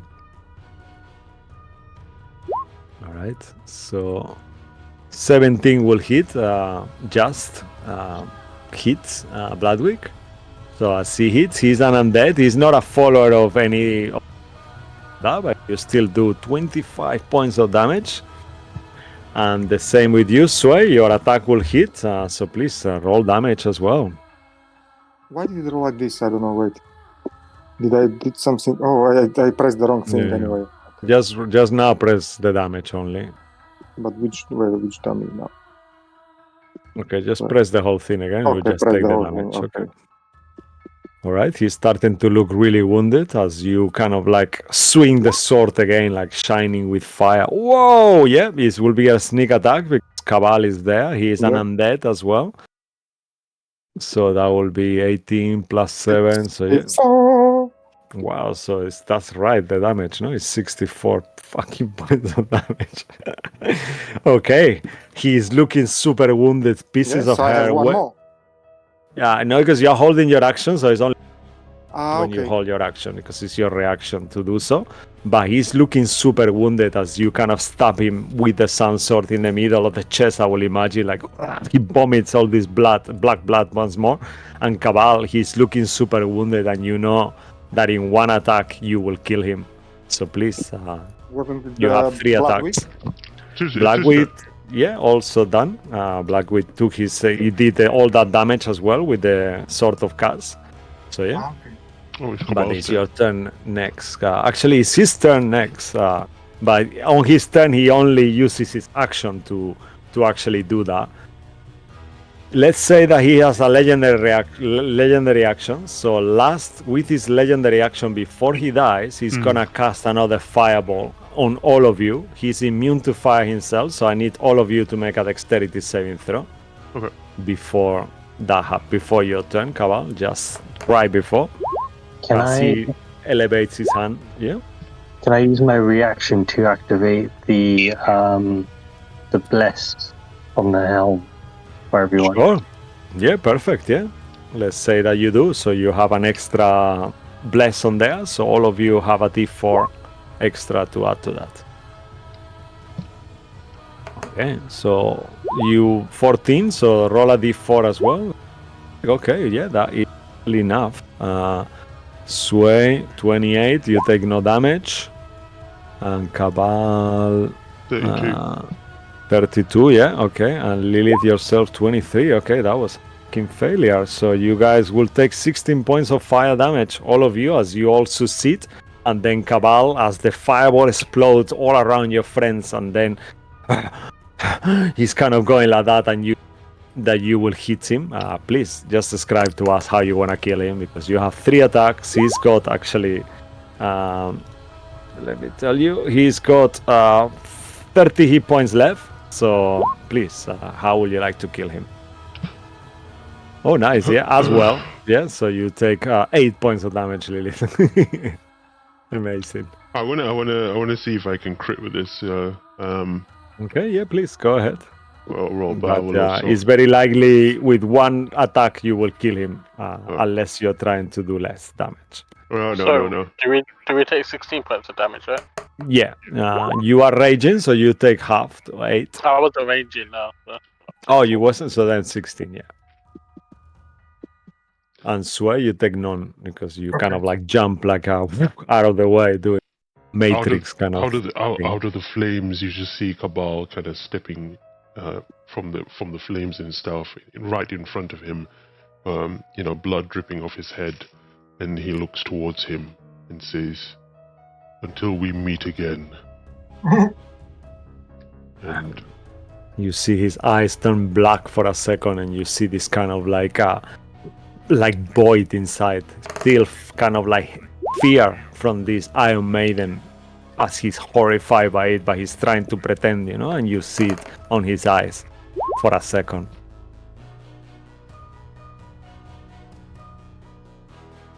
Huh? Right? Mm-hmm. And tell me how much damage that will be. I'm confused. Hold up. Yeah. No. Sorry, something happened. No. Yeah. Yeah, that's a weird reroll if you. This is something weird going on. Yeah. So that's 23 points of slashing damage, and where's the radiant? And 18 points of radiant. Okay. As you hit him with the slashing, you cut through like a last, like his intestines and all his inside innards comes out and kind of like bursts all in your feet, kind of thing. And then with the radiant, as the radiant gets active, you feel that will be the final blow. How you like to kill him?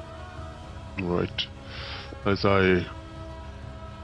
very subtle. I'm just right next to him, face to face, like, how boxers face off. And then I just slip the spear in slowly through him, through towards his heart, and then just watch him kind of just fade away from my spear. Yeah. He does this kind of like guttural sound as he kind of like falls and slides on his knees, and then as he does, once more he kind of lays down on this graveyard, because you are actually kind of like on the back of the church. There is a graveyard kind of thing. It's almost like the graveyard has got his name on it. That's kind of like a stone where he is, and he falls kind of like all this black goo kind of like slowly dips out of him, like all the blood, and then you see his body kind of withers away and kind of is taken by the ground, almost like sizzling from the holiness of this place, as this place is consecrated, and you feel like whatever it was left of him, he's gone again for now. Can I see if I can use divine intervention? Go on, roll a divine intervention. I would like to see if I can ask if Isaac's spirit can move on and not return as a revenant. All right. You know what? Make a fate roll. If you succeed, I'll give you advantage on the divine inspiration, because he is a menace that deserves to die forever. No! Okay. But you never know. You could still get it. It's a D100 to roll 18 or higher. So you have more and more chance than before. I can roll 18 or lower. 18 or lower, yeah, that's it. Yeah, that's what I mean. Like 5 numbers, 18 or higher, easy. Yeah, that'll be easy. Yeah, oh gosh. Come on. I believe on you. This is a right cause, Lilith. You just have to believe in Crawford. I believe on the Crawford. No! Yeah. roll it if you had advantage? Yeah, roll it with if you had advantage, Alvi, so. Ooh, close. Wow, okay, that was fucking close, yep. Wait a second, let me use it. Minus D4. Minus a D4, yeah, that's what I will have. Actually, I was thinking that, because you had the bless, I will have minus. I give myself blame something. No! That's not fair. No! Alright, we'll go on 21. Yeah, you will still wouldn't have done it though. But it was a good try though. And then Lucian runs out kind of the church. What's going on here? What's happened? And then Claudio follows and the other imp. Oh my god, what is that? And they see like the sizzling smoke coming out of the graveyard. There is no body anymore. The tree is on fire, and he's looking at you like outsiders. You know, he puts his face like comedy, kind of like cartoonish, like, of course.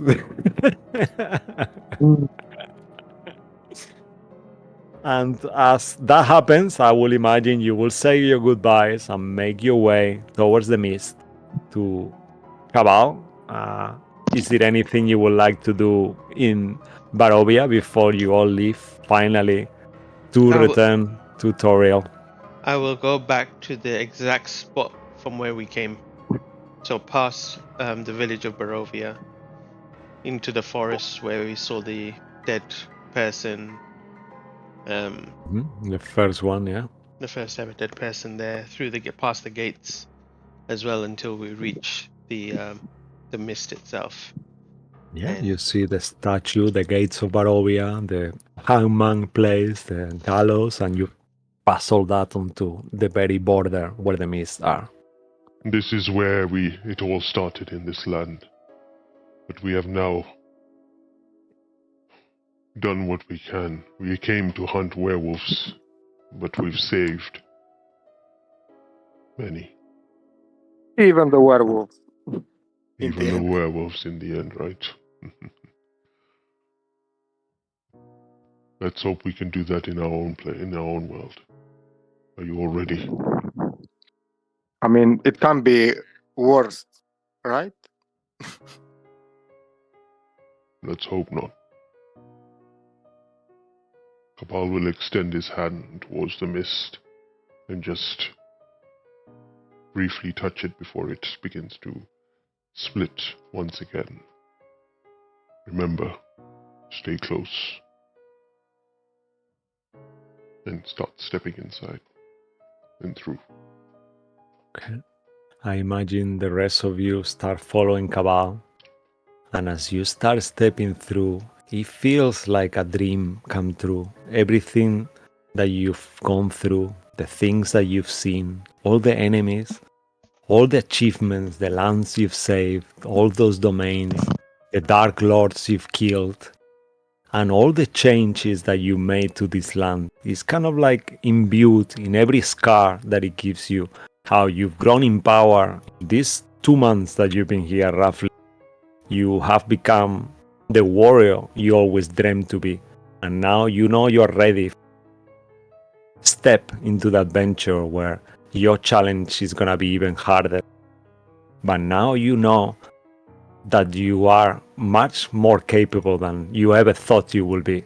And as you are traversing this mist, with that thought in your mind, knowing that one day you will be going to potentially to wild space, to the stars, to fight this Asalin Rex, this creature, alien creature from otherworldly parasite that has overtaken him, and the star that is probably killed thousands and thousands of people in the world where you're going. And as all of those things are going through your mind, we will leave it there for tonight. Thank you very much, guys. Whoa, you are living the nights of dread. Unbelievable. I know, Crazy. right? Yeah, very nice. That was a very good ending as you fight Isaac Straxny. What a better ending than to fight Isaac. I know, right? Yeah, that was the kind of like the fight that marked a generation. But yeah, thank you so much to my amazing players. Thank you all as well for watching from home. Always a pleasure. Thanks to James Webster for his art that we display quite a lot of it tonight. To Darren Curtis for the music. And yeah, leave us a follow. Thanks for being here every week. And Tuesday, Wednesday, have a great week. Till then, stay magical. Thank you guys. Say goodbye. Bye. Bye. Bye. Yay. Bye.